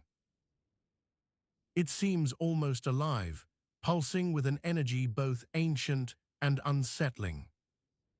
You take hold of the tablet gently, feeling its weight as you lift it free from where it lay hidden. The stone itself is cold, slick even after all these years. As you turn it over, more inscriptions appear on the back, a series of dates or perhaps ritualistic symbols that seem to connect this image in some arcane way. The air around you grows heavy again, as if sensing your growing curiosity and determination to uncover whatever truths lie hidden within these walls. The shadows lengthen and deepen, wrapping themselves about you like a shroud, perhaps not entirely by accident, but rather with an intent beyond mortal comprehension. You stand up slowly, feeling the weight of all that has come before pressing down upon you once more. As you do so, your fingers brush against something else, a small key or perhaps part of a lock mechanism protruding from one corner of this hidden alcove. It is worn and tarnished, but still functional enough to hint at its original purpose. With renewed resolve, you reach out again for the tablet and examine it more closely. The symbols on both sides seem to speak in a language beyond your understanding, a code or cipher, perhaps intended only for those who truly belong here among these ancient stones. As you ponder their meaning, the air around you begins to shift once more. A faint sound catches your ear, a soft whisper almost imperceptible amidst the silence, but growing louder with each passing moment. It is a voice that seems both familiar and alien, spoken in tones of longing or perhaps even warning, as if from beyond the grave itself. You turn towards its source, stepping into the heart of the castle's darkest recesses, where the whispers grow stronger until finally you see them. Formless shapes emerge from the shadows themselves, flitting about like spectral figures caught between worlds. They seem to move in tandem with one another, their presence both comforting and terrifying all at once. As they gather around you, you feel a strange warmth spread through your body despite the cold that surrounds you. The whispers become more distinct, coalescing into coherent speech as if speaking directly to you. Seek what lies within, for only by facing our truths can you find solace in this place. The voices fade away once more, leaving behind an uneasy silence and a lingering sense of unease. You stand there for some time longer, processing the weight of these revelations before finally turning your steps towards the exit. As you step back into the light, feeling its warmth wash over you like a balm after days spent in darkness, you can't help but wonder what other secrets might lie hidden within this castle's walls. Secrets that could change not just history, but perhaps even yourself. As you step back into the light, feeling its warmth wash over you like a balm after days spent in darkness, you can't help but wonder what other secrets might lie hidden within this castle's walls. Secrets that could change not just history, but perhaps even yourself. The air here is thick, with the scent of damp stone and aged parchment, mingled with faint hints of wood smoke from the hearth still crackling away in the great hall. You take a deep breath, relishing the coolness against your skin as you pull back the heavy woolen cloak that has been clinging to your body for days. The weight of it is suddenly gone, and you feel lighter, perhaps ready for what lies ahead. As your eyes adjust to the brightness of the day, the light dances across the rough stone walls, casting shadows in unexpected places like tiny whispers hiding underfoot. You can hear the distant murmur of voices, some raised in laughter, others muffled by heavy timbers and thick fabric as servants make their way about the castle. The hum is familiar yet foreign, a blend of urgency and quiet efficiency that has become your companion since entering these ancient walls. Your fingers brush against the rough leather of your glove as you reach into your pocket for something small, a fragment of parchment with scribbled notes from the past few days' experiences. You thumb through them carefully, feeling each crinkle under your fingertips. They are a testament to this journey, but also to the mundanity that often suffuses daily life. You walk towards the hearth, where the fire has been tended by another servant just moments ago. The logs crackle gently as you approach, and the heat is comforting against your face. You sit down on one of the benches nearby, pulling yourself closer to the warmth. The flames dance in a lively pattern, casting flickering shadows that seem almost alive. As you settle deeper into the bench's embrace, you notice how it creaks softly under your weight, a sound that echoes through the vastness of the hall. The wood feels old and worn beneath your hands, telling stories of countless generations who have sat here before. You run a hand along its surface, feeling tiny knots and imperfections that speak to the craftsmanship of those long gone. The firelight casts everything in an orange glow, making even the smallest details stand out. The rough texture of the stones, the subtle curve of the window ledge where you can see your reflection staring back at you. You watch as shadows play across faces etched into the stone above. Each one seems to have a life all its own, watching and waiting. Outside, the world is bathed in golden light that streams through cracks in the walls and windows, casting everything in an almost otherworldly hue. The grass outside is lush and green underfoot, dotted with wildflowers that seem to grow just for these rare moments of sunshine. You can smell it, fresh earth mingled with petrichor from rain long past, and it makes you feel both grounded and a part of something greater. You realize how much time has passed since the last time you checked your notes. They have grown slightly damp, hinting at forgotten rains that must have soaked through during your travels. You lay them out flat on one knee, unfolding them so you can read more easily in this light. The parchment is thin and yellowed with age, but still holds all its secrets. As you begin to skim the notes, a small part of you wonders how much longer these mundane details will hold any interest. After days spent poring over them, even the most intriguing tidbit begins to feel like drudgery. Yet there is an almost hypnotic quality to this repetition, like tracing patterns in sand or watching clouds drift by, that somehow keeps your mind engaged. You read about the daily routines of servants, their tasks laid out with meticulous care, rising at dawn for chores that never seem to end, meals served 3 times a day regardless of how little was actually eaten. These were not just descriptions, but lifetimes lived through each word, hours spent in kitchens, sculleries, and halls where every action had its place. The notes mention the whisperings among servants, things they dare only say under cover of darkness or behind closed doors. You remember them as if you've heard these stories yourself, though at the time they seemed so distant, mere rumors spread from ear to ear like wildflowers in springtime. One note stands out more than others, a warning passed down through generations about 3 specific topics never spoken aloud within the castle walls: the dark history of the Black Rose, the hidden chambers beneath the kitchens, and the spectral guardian said to haunt the uppermost tower.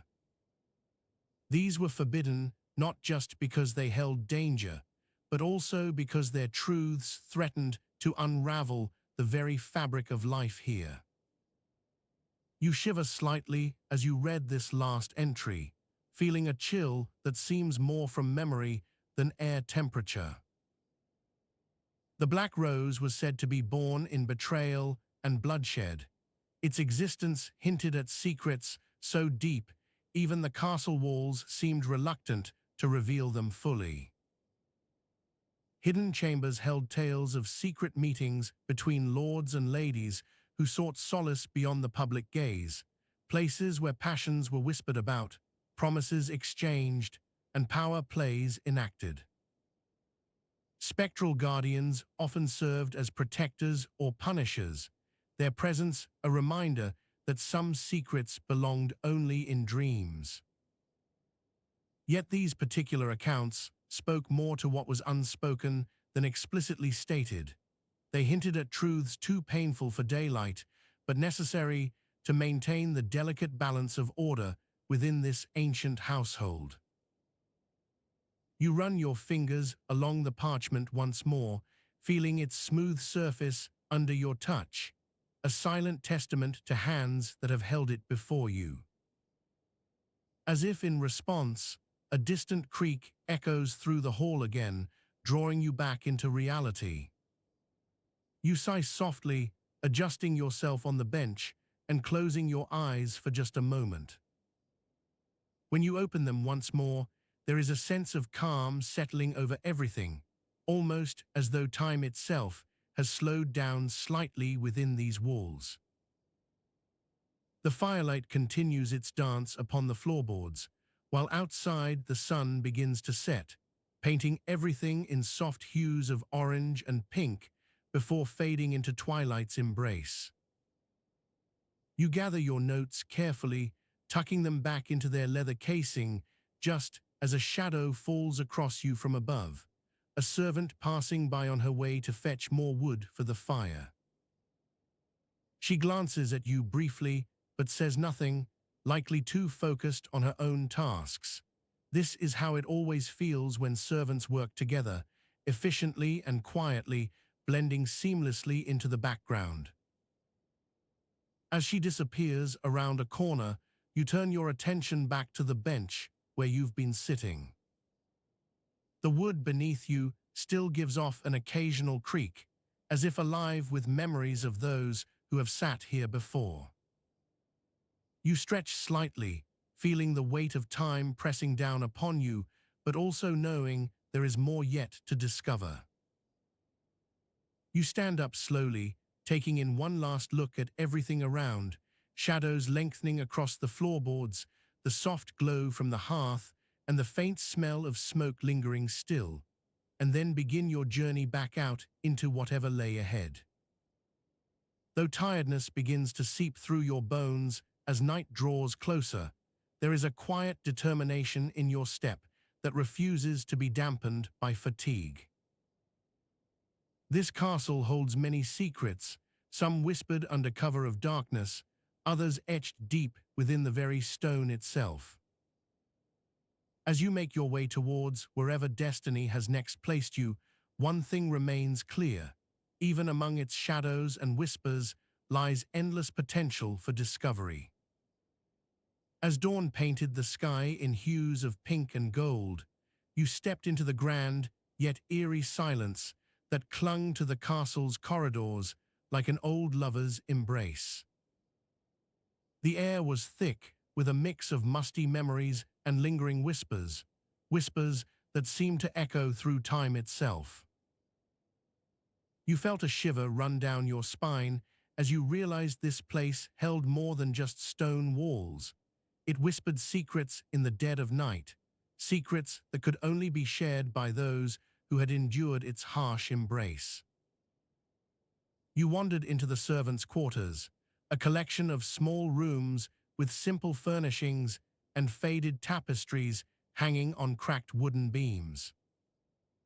Each room bore witness to tales untold, each door a gateway to another chapter of survival.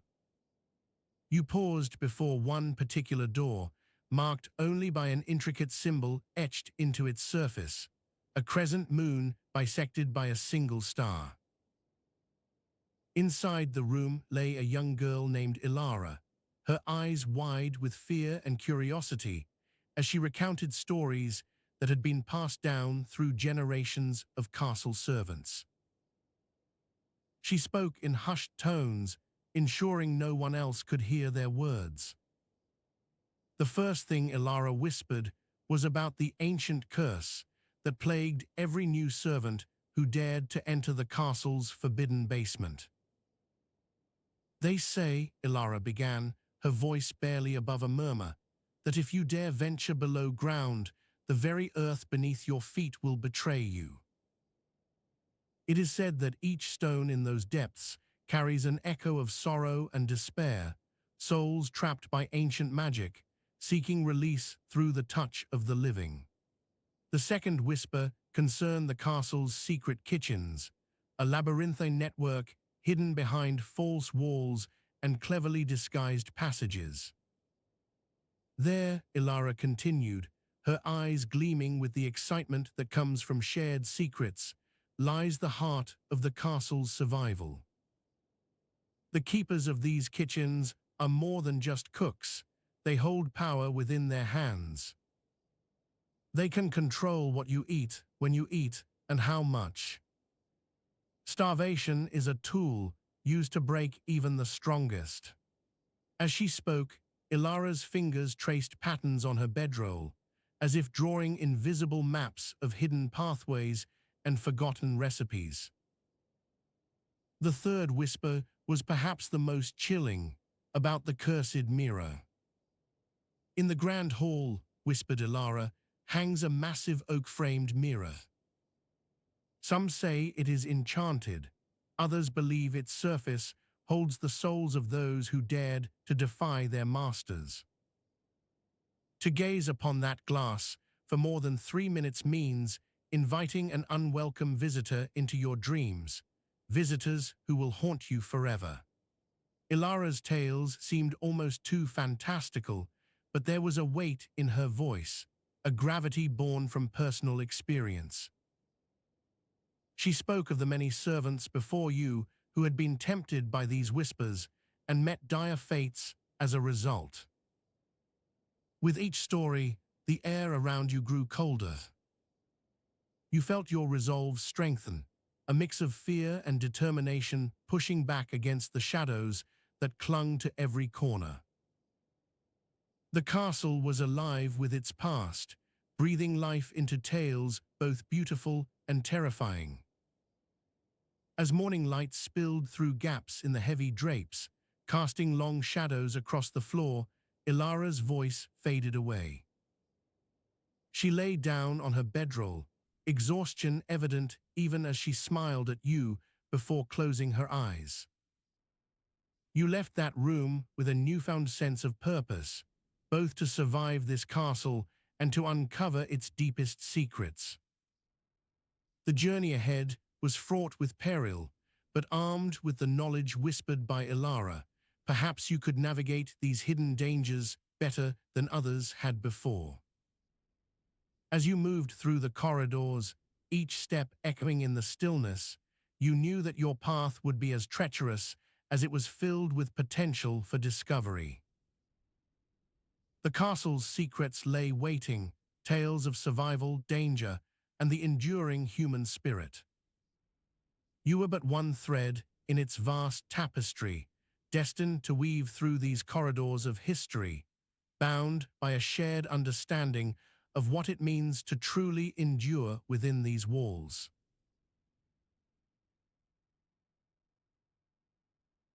The weight of your cloak sinks into your shoulders, a comforting heaviness that grounds you to the wooden floor as you sit by the hearth in the servants' quarters. The fire crackles softly, casting flickering shadows across the walls and dancing over the logs. You can smell the faint hint of smoke mingling with the scent of roasting meat from the main hall, a reminder that this is more than just your home. It's a castle where lives are woven into intricate patterns like threads on a loom.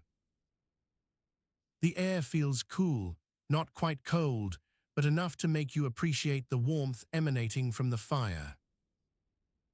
You run your fingers along the rough texture of an old wooden table nearby, feeling the grain beneath your touch.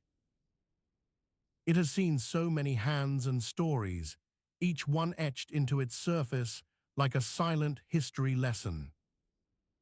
You pull out a thin blanket from under it, wrapping yourself in its warmth as you settle deeper onto the floor. The weight of this act is familiar, yet comforting, another layer between you and the ground, another boundary marking your place within these walls. You are but one thread in its vast tapestry, destined to weave through these corridors of history, bound by a shared understanding of what it means to truly endure within these walls.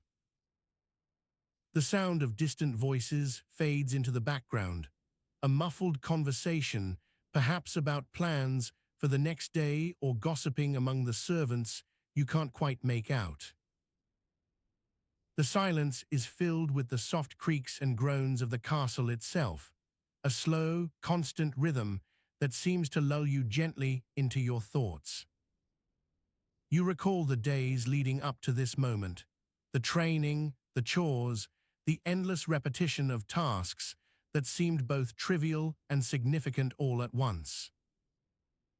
Each morning began much like today, with the early dawn breaking through thin curtains, casting light in slanted beams across your bedroll. The cold air nipped at your cheeks as you stumbled outside into the courtyard for a quick round to ensure everything was secure. Your responsibilities were simple enough: fetching water from the well, preparing meals, mending clothing, and cleaning the floors.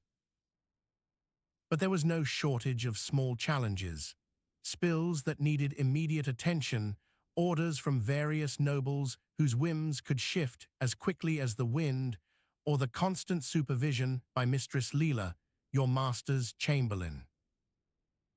Mistress Leela was a woman of few words but many looks. She had eyes like black pools that seemed to judge you even when she wasn't speaking.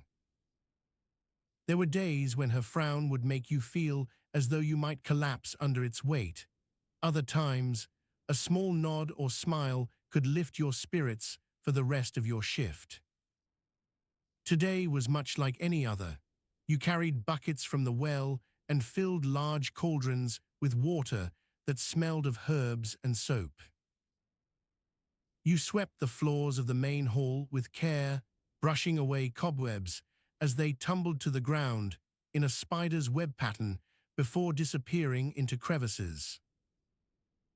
The stone under your broom was cold, but not unforgiving.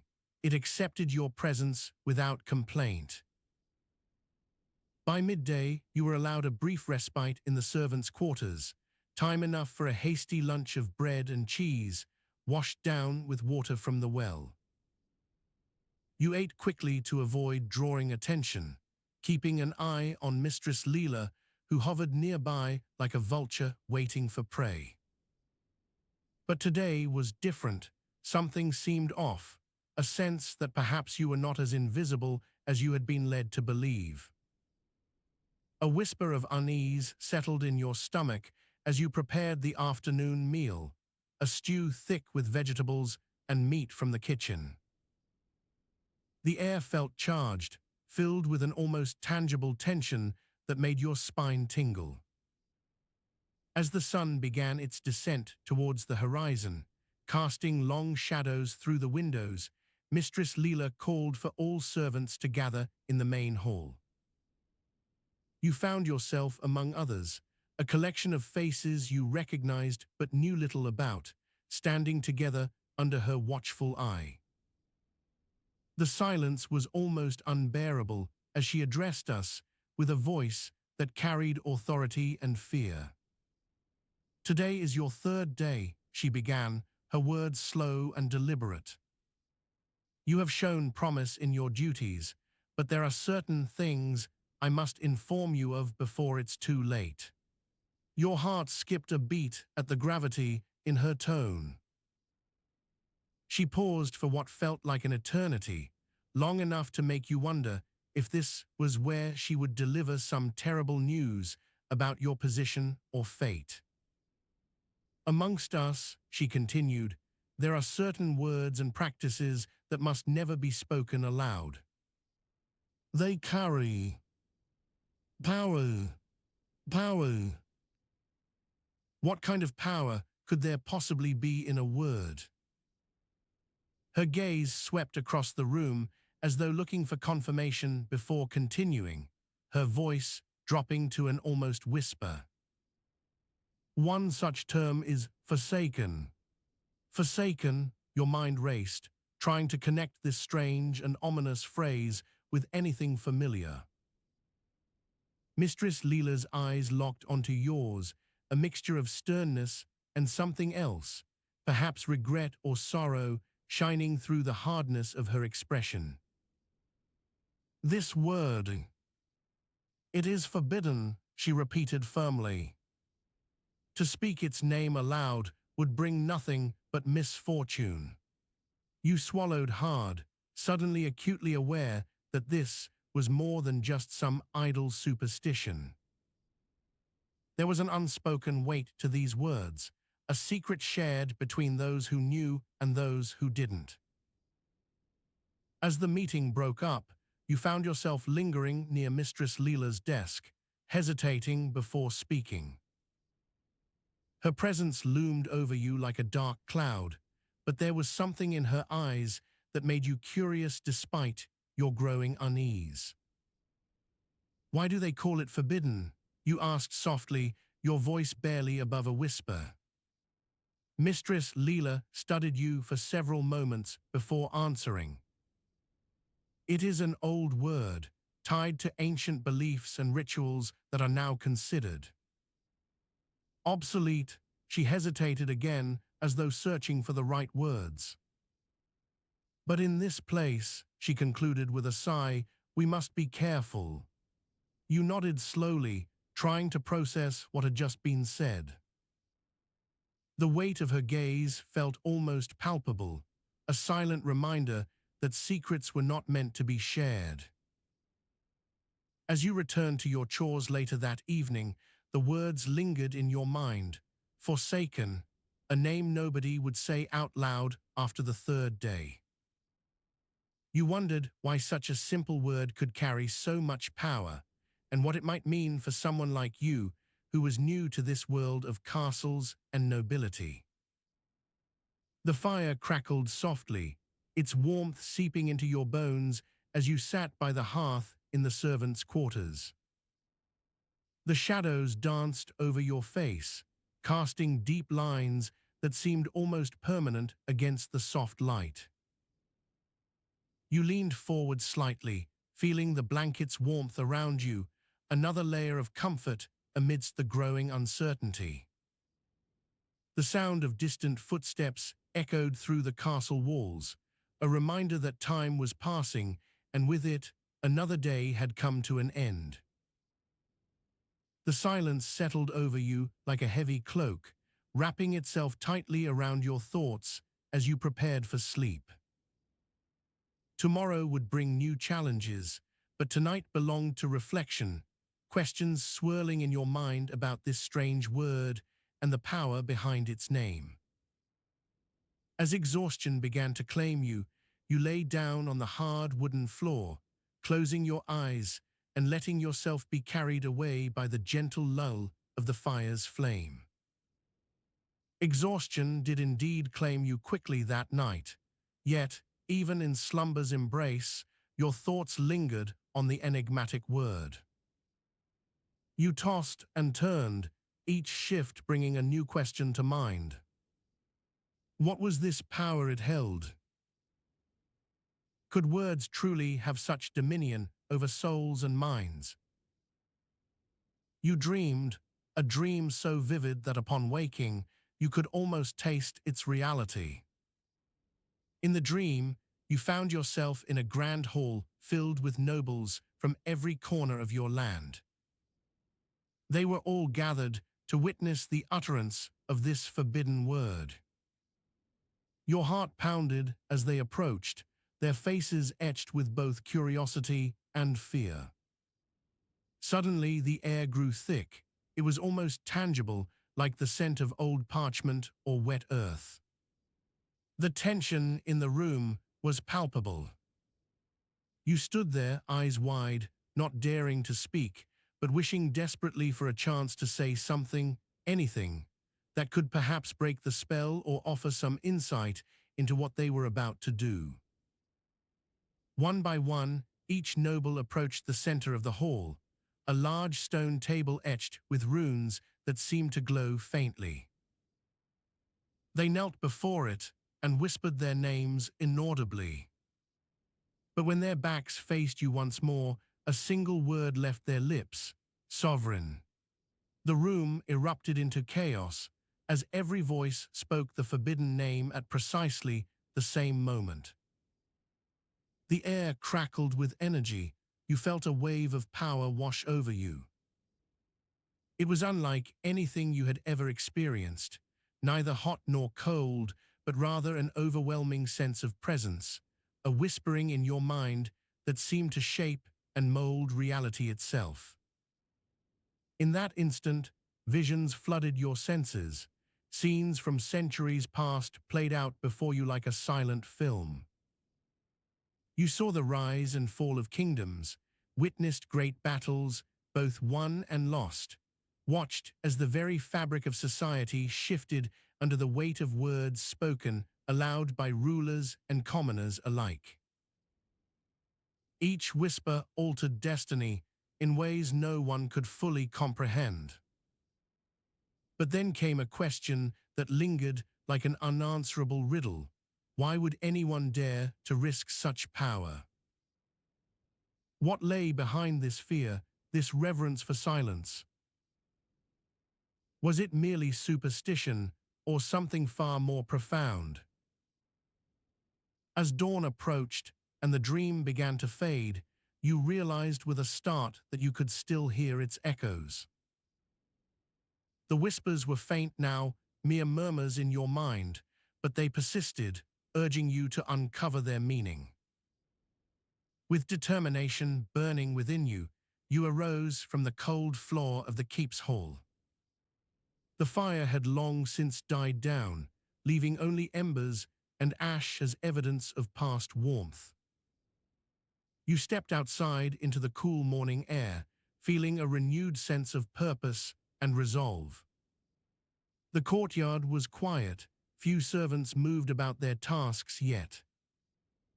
As you walked toward the stables to tend to your duties, thoughts raced through your mind like horses galloping across an open field.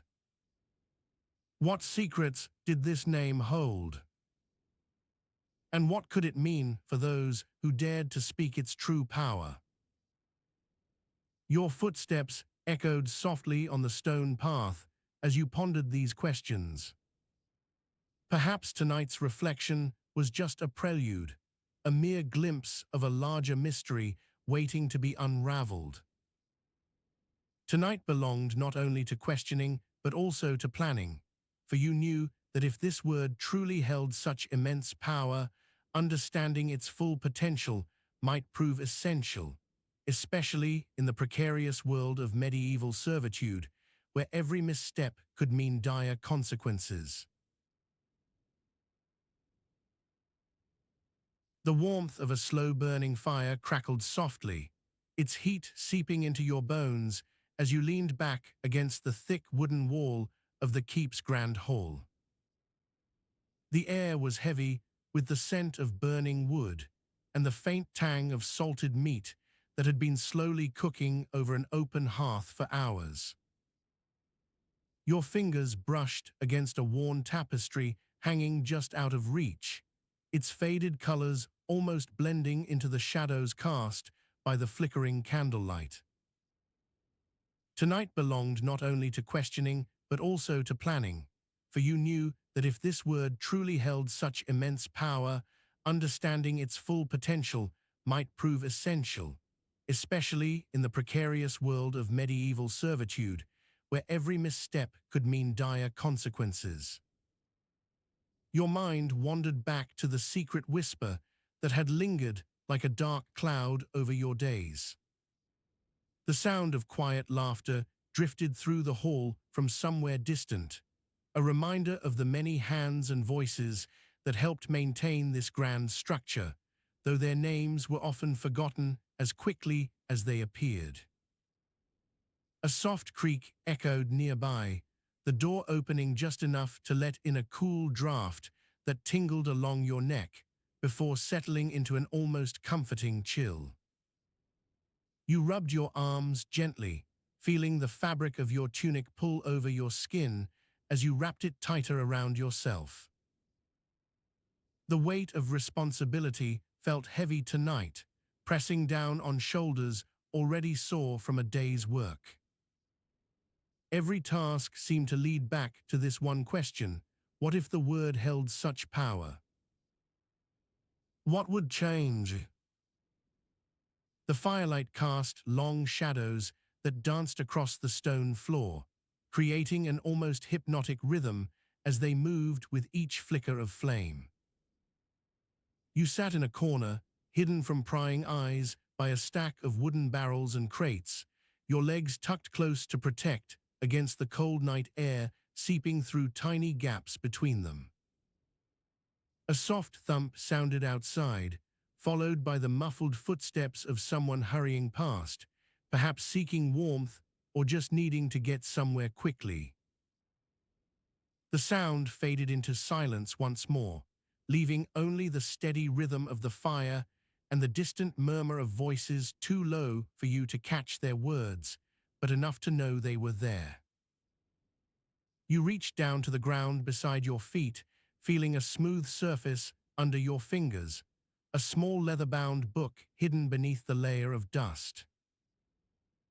Its cover was old, worn from countless hands that had carried it through generations. The edges frayed slightly, giving way easily as you pried them apart with a gentle pull. The pages inside were brittle and yellowed, each one filled with words pennied in neat, careful script, words that spoke of things you could scarcely fathom. As you traced the lines with your fingers, a sense of déjà vu washed over you, these stories seemed familiar, yet foreign all at once. The firelight played upon the page, casting shadows that shifted and morphed as it danced across the parchment. You read on, following the story of someone else's journey through time and space, their words guiding your mind to places unknown. The weight of this book felt like a companion, offering both comfort and the promise of discovery. Outside, a gust of wind howled down the corridor, rattling the windows with its icy breath. Inside, however, it was warm, safe, almost cocooned by the presence of the fire that continued to burn steadily despite the threat of cold outside. You felt yourself becoming more relaxed as you absorbed each word, your thoughts slowly quieting until all that remained were images and ideas swirling in a haze around you. The world outside seemed far away now, replaced by this tiny pocket where history mingled with legend. The soft hum of voices grew fainter still, eventually fading into silence. You sat there, surrounded by the warmth of the fire and the gentle rustle of pages, feeling both anchored and adrift in a sea of possibilities. As you continued to read, your mind drifted back to the present, the weight of your chores, the harsh words from your masters, the endless cycle of servitude that seemed unbreakable. But here, within these hallowed walls, there was something different, a spark of hope perhaps, or at least a sense that anything could change if you understood enough. The book slipped through your fingers as you set it aside, its pages marking the spot where you had paused in your reading. You leaned back once more against the wall, letting yourself sink into the familiar comfort of this place, this sanctuary amidst chaos and uncertainty. Outside, the night grew deeper. Inside, only a flicker remained to keep away the darkness. The last embers of fire whispered secrets through the air before settling into silence themselves. You closed your eyes, letting the warmth seep in until you could feel it spreading throughout every part of you, body and soul alike. In this moment, time seemed to stretch out infinitely, leaving no room for worry or fear. Only a deep, abiding peace that promised rest and renewal when morning finally came. The weight of your day's labors began to lift, replaced by an almost palpable sense of release as you drifted closer and closer towards sleep. The fire crackled softly one last time before dying down completely, leaving only the faintest hint of light behind it, a pale glow that seemed almost magical in its quiet beauty. You felt yourself slipping into a deep, dreamless slumber, your mind finally free to rest while your body prepared for tomorrow's challenges. As you lay there, cradled by the warmth and comfort of this ancient keep, the world outside receded into distant memory, a mere whisper carried on the wind as it settled around you. Here, in these quiet moments before dawn, everything was still and safe, ready to welcome another day with open arms. The weight of your thoughts slowly faded away, leaving only the gentle warmth of the fire and the soft hum of the night air.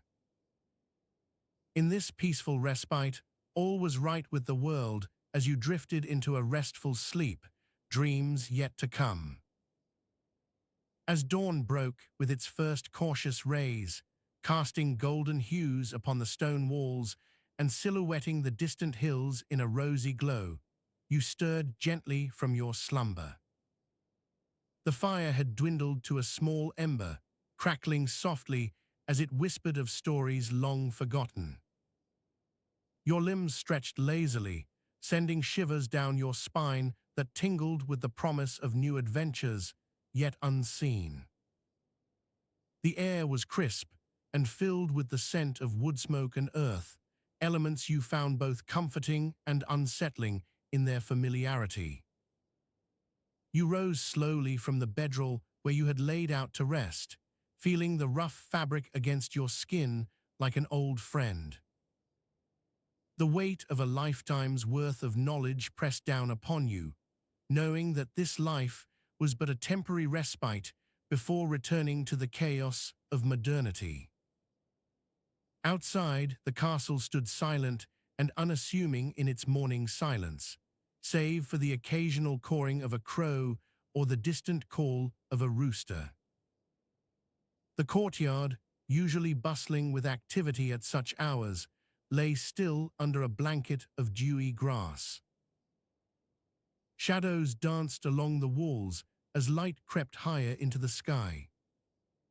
You stood there for a moment, contemplating your place in this world that seemed so far removed from anything you had ever known. The castle's secrets were yours to uncover now, hidden treasures and dark corners waiting to be explored. But with each step forward, doubts began to creep in. Could someone who came from such an entirely different time really survive here? Deciding to test your resolve, you wandered the corridors of the keep, pausing at every door to imagine what might lie behind it. A room for storing weapons, perhaps. Or maybe a private chamber where some lord or lady had once reclined in comfort and luxury. The thought brought a small smile to your lips as you imagined the stark contrast between the opulence they must have known and your own humble existence. You came upon a door that seemed slightly different from the rest, adorned with intricate carvings of vines and leaves. Curiosity piqued, you approached it slowly, running your fingers over the carved symbols etched into its surface. The air grew thick around you, as if holding in some unseen force. As you placed your hand on the handle, a gust of wind seemed to push against you from within.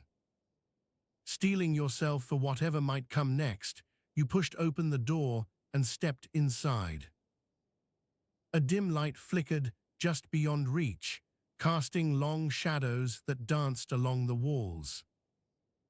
The room was filled with an assortment of artifacts, ancient tapestries hung on rough-hewn wooden pegs, a chest overflowing with dusty books bound in leather, and strange tools laid out across a table carved from what seemed like solid stone. Your heart raced as you realized this must be where some long-forgotten scribe or scholar had worked. Each item held stories untold, whispering secrets of the past through their very existence. You picked up one book at random, its pages yellowed with age, but still holding traces of ink. As your fingers traced over the words, they seemed to come alive beneath your touch, vivid tales of battles fought and lost, loves won and betrayed, all written in a language that spoke directly to you. With each new discovery, doubt began to fade away, replaced by an insatiable hunger for knowledge and understanding. Here was proof that even the most obscure corners held untold wonders just waiting to be uncovered. As dawn fully broke and bathed everything in its warm light, you stood there surrounded by history, feeling more alive than ever before. In this moment of revelation, you understood that survival wasn't merely about enduring day-to-day life, but embracing every opportunity to learn, grow, and uncover the mysteries hidden within these ancient walls. The secret that outlived everyone who knew it was not just a tale or artifact, but your own potential, a chance to rewrite history by adding your unique perspective. With renewed purpose, you closed the door behind you and set off down the corridor towards the heart of the castle, ready to face whatever challenges lay ahead with open arms. The air was thick and heavy, with a faint, musty scent of old stone and damp earth that clung to your nose as you stepped into the dimly lit corridor leading towards the heart of the castle. The weight of the door creaked softly behind you, like a whisper from another world, sealing off the uncertain path just traveled.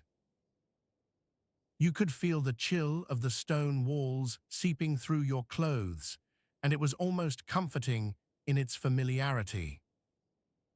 With renewed purpose, you closed the door behind you and set off down the corridor towards the heart of the castle, ready to face whatever challenges lay ahead with open arms.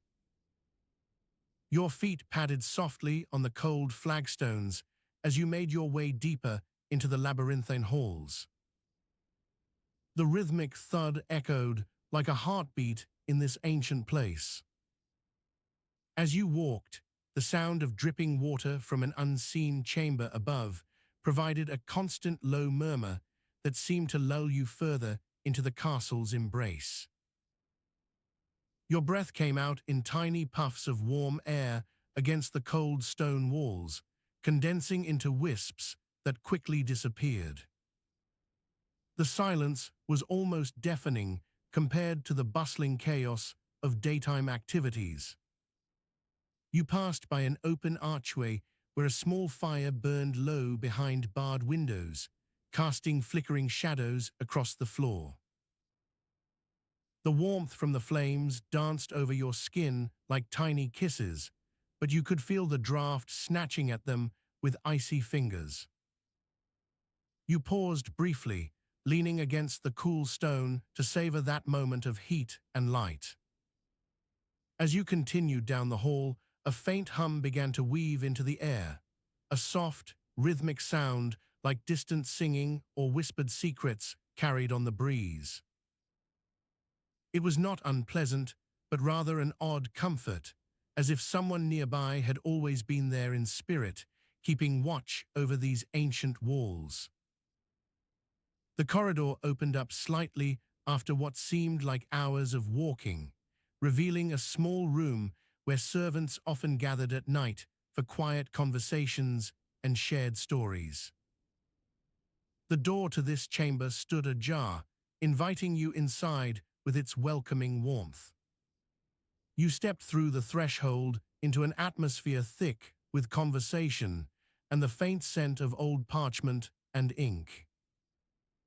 A fire crackled in the hearth, casting dancing shadows across the walls that seemed almost alive under their flickering light. A few servants sat huddled around the flames, heads bent over their work or lost in whispered conversations too quiet to make out from your vantage point near the entrance. The air was thick with layers of conversation and thought, each word a layer peeled back like an onion. You could feel the weight of expectations settling on you as you looked at these people, some familiar faces that had been here before during the day, others strangers who were only now revealing themselves in this quiet light. Their whispers carried secrets and half-truths, their eyes glinting with a shared knowledge that seemed almost dangerous. You felt your own weight shift, settling into the room like you might settle into a comfortable chair after a long journey. The warmth from the fire was welcome, but also made you acutely aware of every tiny discomfort, the stiffness in your back and neck, the ache of tired muscles from the day's work. You could feel yourself starting to relax just as you settled onto a low bench by the hearth. The room hummed softly around you now, with the sound of crackling logs and occasional laughter carried on the gentle breeze. The air was thick with stories and half-told jokes that lingered like mist in the corners of your mind. You could almost feel the weight of history pressing down upon this moment, as if it were a heavy blanket you had just wrapped yourself in. As you sat there, listening to the soft murmur of voices and the gentle dance of flames across the walls, a strange sensation began to weave through your body, a blend of tiredness and contentment that was almost intoxicating. The weight of the day's work seemed to lift off your shoulders as if it had never been heavy at all. The silence between words grew longer now, becoming more like an embrace than a vacuum. You could hear the distant sound of footsteps echoing from deeper within the castle, ghostly and silent, as if they were moving through shadows rather than solid stone. These sounds seemed to whisper secrets into your ears, promising tales untold and mysteries yet uncovered. As you sat there in that quiet room, surrounded by the soft light of dying embers, a sense of peace settled over you, a rare and precious feeling indeed after so much daily struggle. You could feel yourself drifting closer to sleep, the world outside fading away into nothing but distant dreams. The warmth from the fire seeped deeper into your bones, as if it were trying to hold onto every last drop of daylight left in this place. The weight of the day's work seemed lighter now, almost like a feather carried on the breeze. You could feel yourself starting to surrender to the comfort and stillness that surrounded you. The room was quiet enough for thoughts to weave together into something almost tangible, a tapestry of stories and half-remembered moments that seemed to be telling themselves in whispers across time. Your eyes began to droop, feeling heavy as lead, and a soft smile played on your lips as you realized just how truly safe this moment felt. In the quiet hush of night, with only the faint glow from the fire for light, you could almost believe that everything was right with the world, until the first shadow shifted across the room, casting doubt like a dark cloud over the peace. But even then, it was not enough to break your growing sense of rest. The weight of sleep finally claimed you as you leaned back into the bench, closing your eyes and letting yourself be taken by the warmth and stillness that surrounded you, a moment suspended in time, where all worries seemed distant and far away. As night embraced you fully, the sounds of the castle faded to mere echoes in the distance. You lay there, wrapped up in the soft blanket of silence and dreams, feeling a rare sense of peace that only true exhaustion could bring. The first glimmerings of dawn began to break through the thick curtains that hung in your quarters. A soft light filtered into the room, casting long shadows across the floor and revealing a stillness that had settled over everything during the night. You stretched slowly, feeling more refreshed than you could ever remember being after a full night's rest. The castle seemed different now. Perhaps it was just the change of perspective as your mind began to wake up fully. Outside, the distant cawing of ravens broke through the serene morning quietness, their voices rising and falling in unison like some ancient song that had been passed down for centuries. You could hear them perched on the spires of the castle walls or circling overhead, as if they too were watching over this place. You made your way to the great hall, a large chamber filled with towering columns and intricately carved oak furniture. The hall was draped in reds and golds, colors that seemed to glow even without any candles lit. The air here carried whispers of tales long forgotten, rumors and stories whispered by servants who had worked these halls for generations. As you entered the great hall, your eyes adjusted quickly to the dim light filtering through stained glass windows, depicting scenes from old legends. A heavy silence hung in the air, not a single sound interrupted it until the door creaked softly behind you. You were alone, save for the faint rustling of fabrics and the occasional shadow darting across a wall. In one corner of the hall stood an enormous fireplace, its hearth now cold but still smoldering with embers from last night's fire. A tapestry hung over it, depicting a scene of knights in armor riding out to battle under the banner of their lord. As you approached the tapestry, your eyes caught movement in one corner of the hall, a flicker of light that seemed almost ethereal.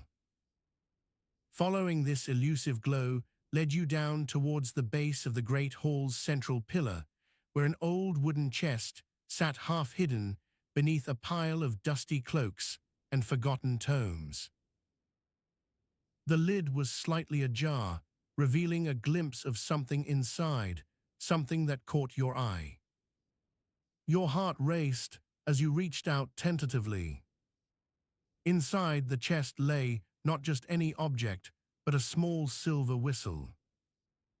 Its surface was smooth, yet marked with intricate engravings depicting figures in armor and battle scenes, similar to those on the tapestry. As you picked it up, a faint whisper seemed to echo through your mind, for when all seems lost. Suddenly, the air around the chest grew colder, and a chill ran down your spine.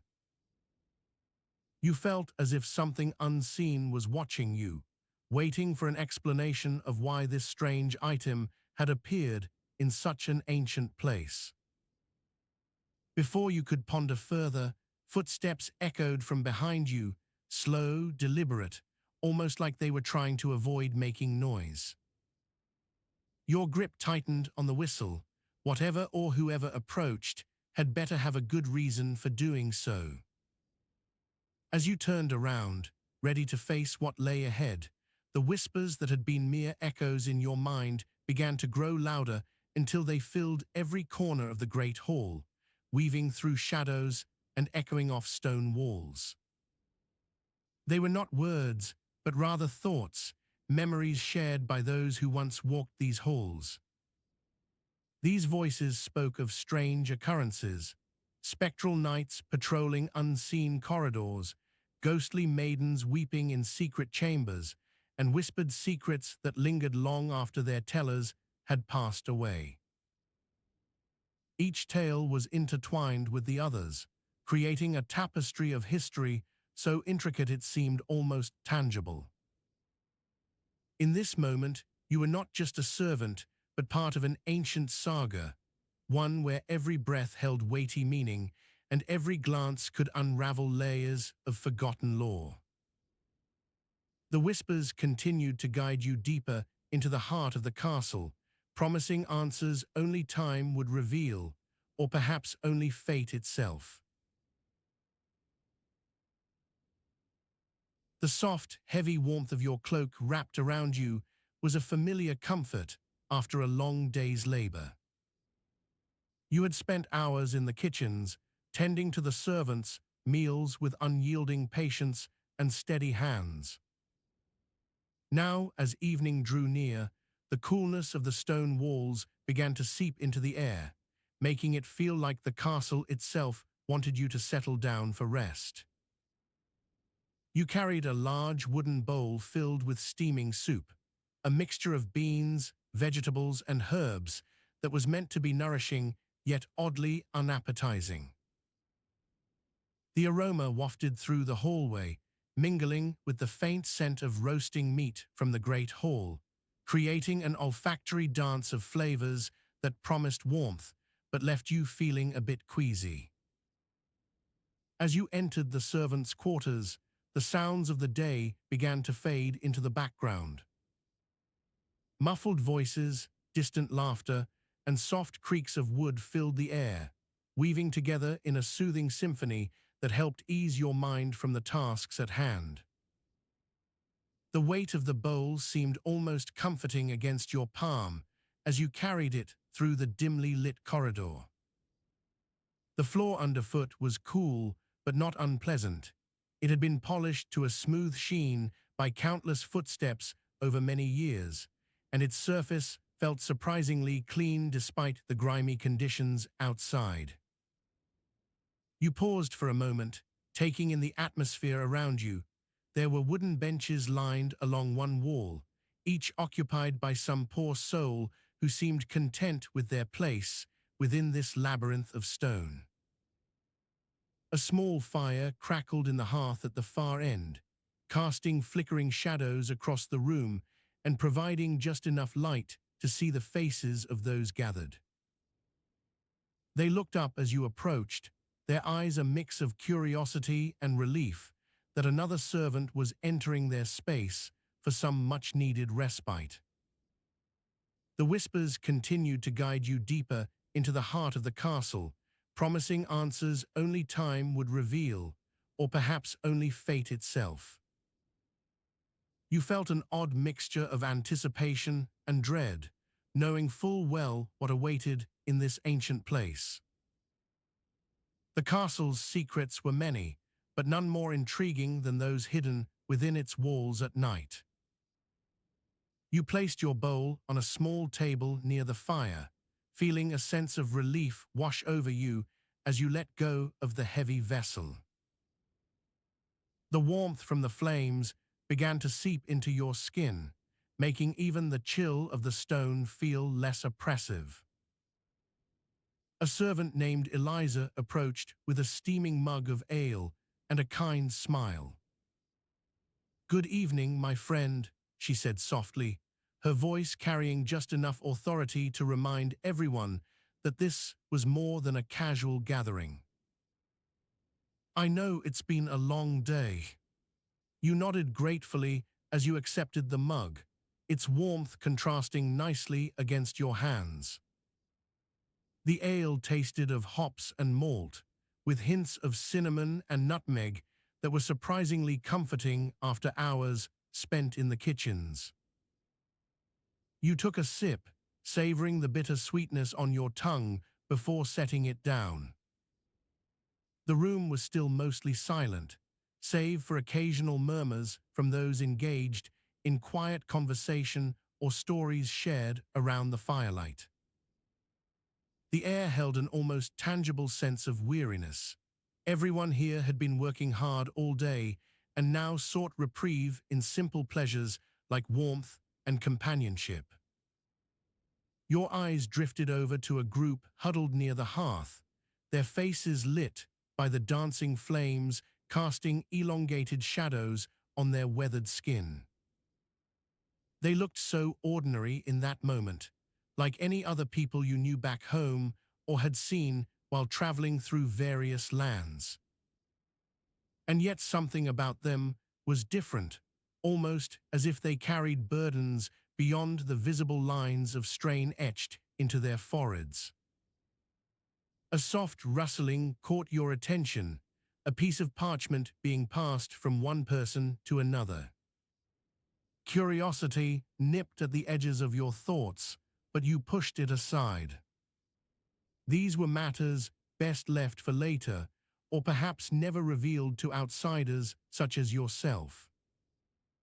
As if sensing your interest, Eliza leaned closer and whispered conspiratorially, "You know, some say this castle has secrets, old ones that even time itself cannot fully reveal." Her eyes sparkled with a hint of mischief as she added, "But I prefer to think of them simply as stories waiting for their turn." You smiled back at her, feeling the weight of responsibility lighten just slightly. Stories were powerful things, more comforting than truths often are. The night was settling in around you now. Darkness began its slow and inevitable march across the land outside the castle walls. The sounds of life within grew softer, still, until all that remained were whispers carried on the cool air and the gentle crackling of the fire. You settled into a wooden bench, allowing your body to relax fully for perhaps the first time since sunrise. The weight of the world seemed less burdensome now. Its secrets lay hidden beneath layers upon layers of history and legend, waiting patiently until you might uncover them one day, should fate see fit to grant such an audience. In this moment of stillness, a sense of peace enveloped you like a gentle hug from the castle itself. The whispers faded into the background, as your eyelids grew heavy with sleep's promise. You leaned back against the cool stone wall, closing your eyes and letting yourself drift away in the warmth of the firelight. And so began another night at the castle, full of secrets, stories, and perhaps most importantly, rest for weary souls like yours who bore witness to its mysteries without fully understanding their depths or significance. As you settled into your feather-filled mattress, the fire crackled softly in the hearth, casting long shadows that danced across the walls. The warmth enveloped you like an old friend, and you allowed yourself to be lulled by its gentle embrace. Outside, the wind howled through the narrow gaps of the castle's aging stone walls, a reminder of the harsh realities beyond your cozy chamber. The night was young, but already the air seemed thick with anticipation. You knew not what would transpire in this ancient keep, yet you felt an inexplicable sense of foreboding mingling with excitement. The servants had gathered below for their nightly storytelling session, a tradition that bound them to each other and kept the castle's secrets alive. Your fellow servants were a mix of seasoned hands and young apprentices like yourself, all seated around the great hall's central hearth, where flickering flames cast an eerie light over the assembled figures. The atmosphere was subdued, yet buzzing with whispered conversations as everyone prepared for the evening's entertainment. A soft knock echoed from the door that led to the storerooms, breaking the silence. A grizzled old servant opened it and stepped inside, his presence heavy-laden by a mysterious package. He placed it gently on the table before settling himself back in his usual seat at the end of the hall. The others watched him curiously but said nothing. The story began as always, with one of your elders taking up the tale, weaving together the castle's history and the eerie legends that whispered through its corridors. Each word painted a vivid picture: spectral knights on horseback patrolling the battlements at midnight, phantom maidens weeping over ancient tombs in the crypts, even whispers of a dark lord who once ruled these very walls. But tonight, something felt different. As each servant took their turn to share or listen, an unease began to simmer among them. The stories grew darker and more personal, as if revealing hidden truths that had been suppressed for too long. Whispers turned into murmurs of disagreement, then outright contention over the accuracy and interpretation of these tales. By the time it was your turn, you found yourself caught in a web of conflicting narratives. You hesitated, unsure how much to reveal or alter. But as you began, your voice shook slightly, betraying your nerves. The old servant, who had brought in that mysterious package, looked at you with an intensity that made the hairs on the back of your neck stand. You spoke about the castle's hidden chambers and secret passages, the ones seldom mentioned even among trusted servants. You told them how these spaces harbored artifacts and treasures long thought lost to time, treasures that could rewrite history if brought to light. But as you continued, another voice rose in challenge, asserting that such talk was dangerous, that it risked stirring up old resentments and rivalries. The argument escalated until the room erupted into a cacophony of voices. Some servants seemed genuinely shocked by what they were hearing, their eyes wide with realization or fear. Others appeared pleased to have these secrets laid bare, eager for change and advancement within the castle's rigid hierarchy. In this whirlwind of debate, you found yourself pushed to your limits. The line between truth and rumor blurred in that moment, making it difficult to discern what was fact from what might be wishful thinking or outright deception. But amidst all the chaos, a sense of camaraderie began to emerge, a bond formed through shared struggle and mutual respect for each other's perspectives. As the night wore on, you realized with growing clarity that many among your peers had harbored doubts about their roles within the castle long before tonight. The stories they told were not just entertainment. They were a means of testing loyalties, challenging assumptions, and perhaps most importantly, finding common ground in shared uncertainties.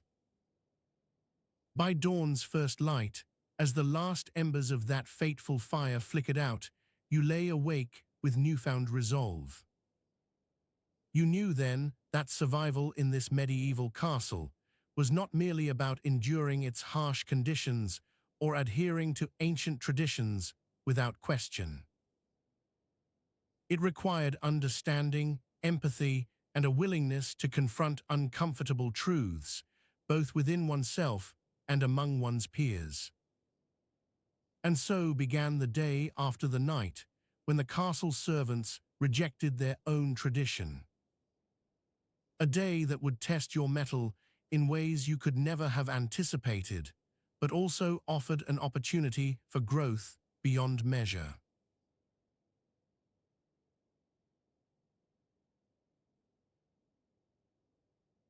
Tonight you've traveled through misty corridors of history, where the pot that changed everything whispered secrets to your soul. Shadows danced with midnight guards, their forms flickering like distant fires.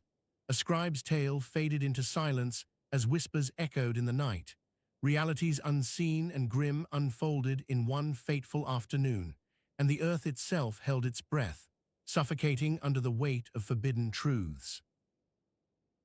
Each story was but a thread in the tapestry of time, connecting the daily struggles of medieval castle servants to their silent endurance. Through this journey, you've touched upon the untold horrors that lurk beneath the surface of history's polished stones, revealing the grueling life hidden from the light. If you'd like to keep exploring, you can gently tap like and subscribe so you don't miss the next journey. And if you feel awake enough, leave a comment and share where in the world you're listening from. As you drift towards sleep, let the details of this tale sink below the surface of thought, as if they were leaves floating on the tide going out to sea. The earth cradles your dreams, its long patience holding every memory close until tomorrow's dawn breaks over a new horizon. In time, all that remains are whispers in the wind, soft murmurs carried by the eons themselves.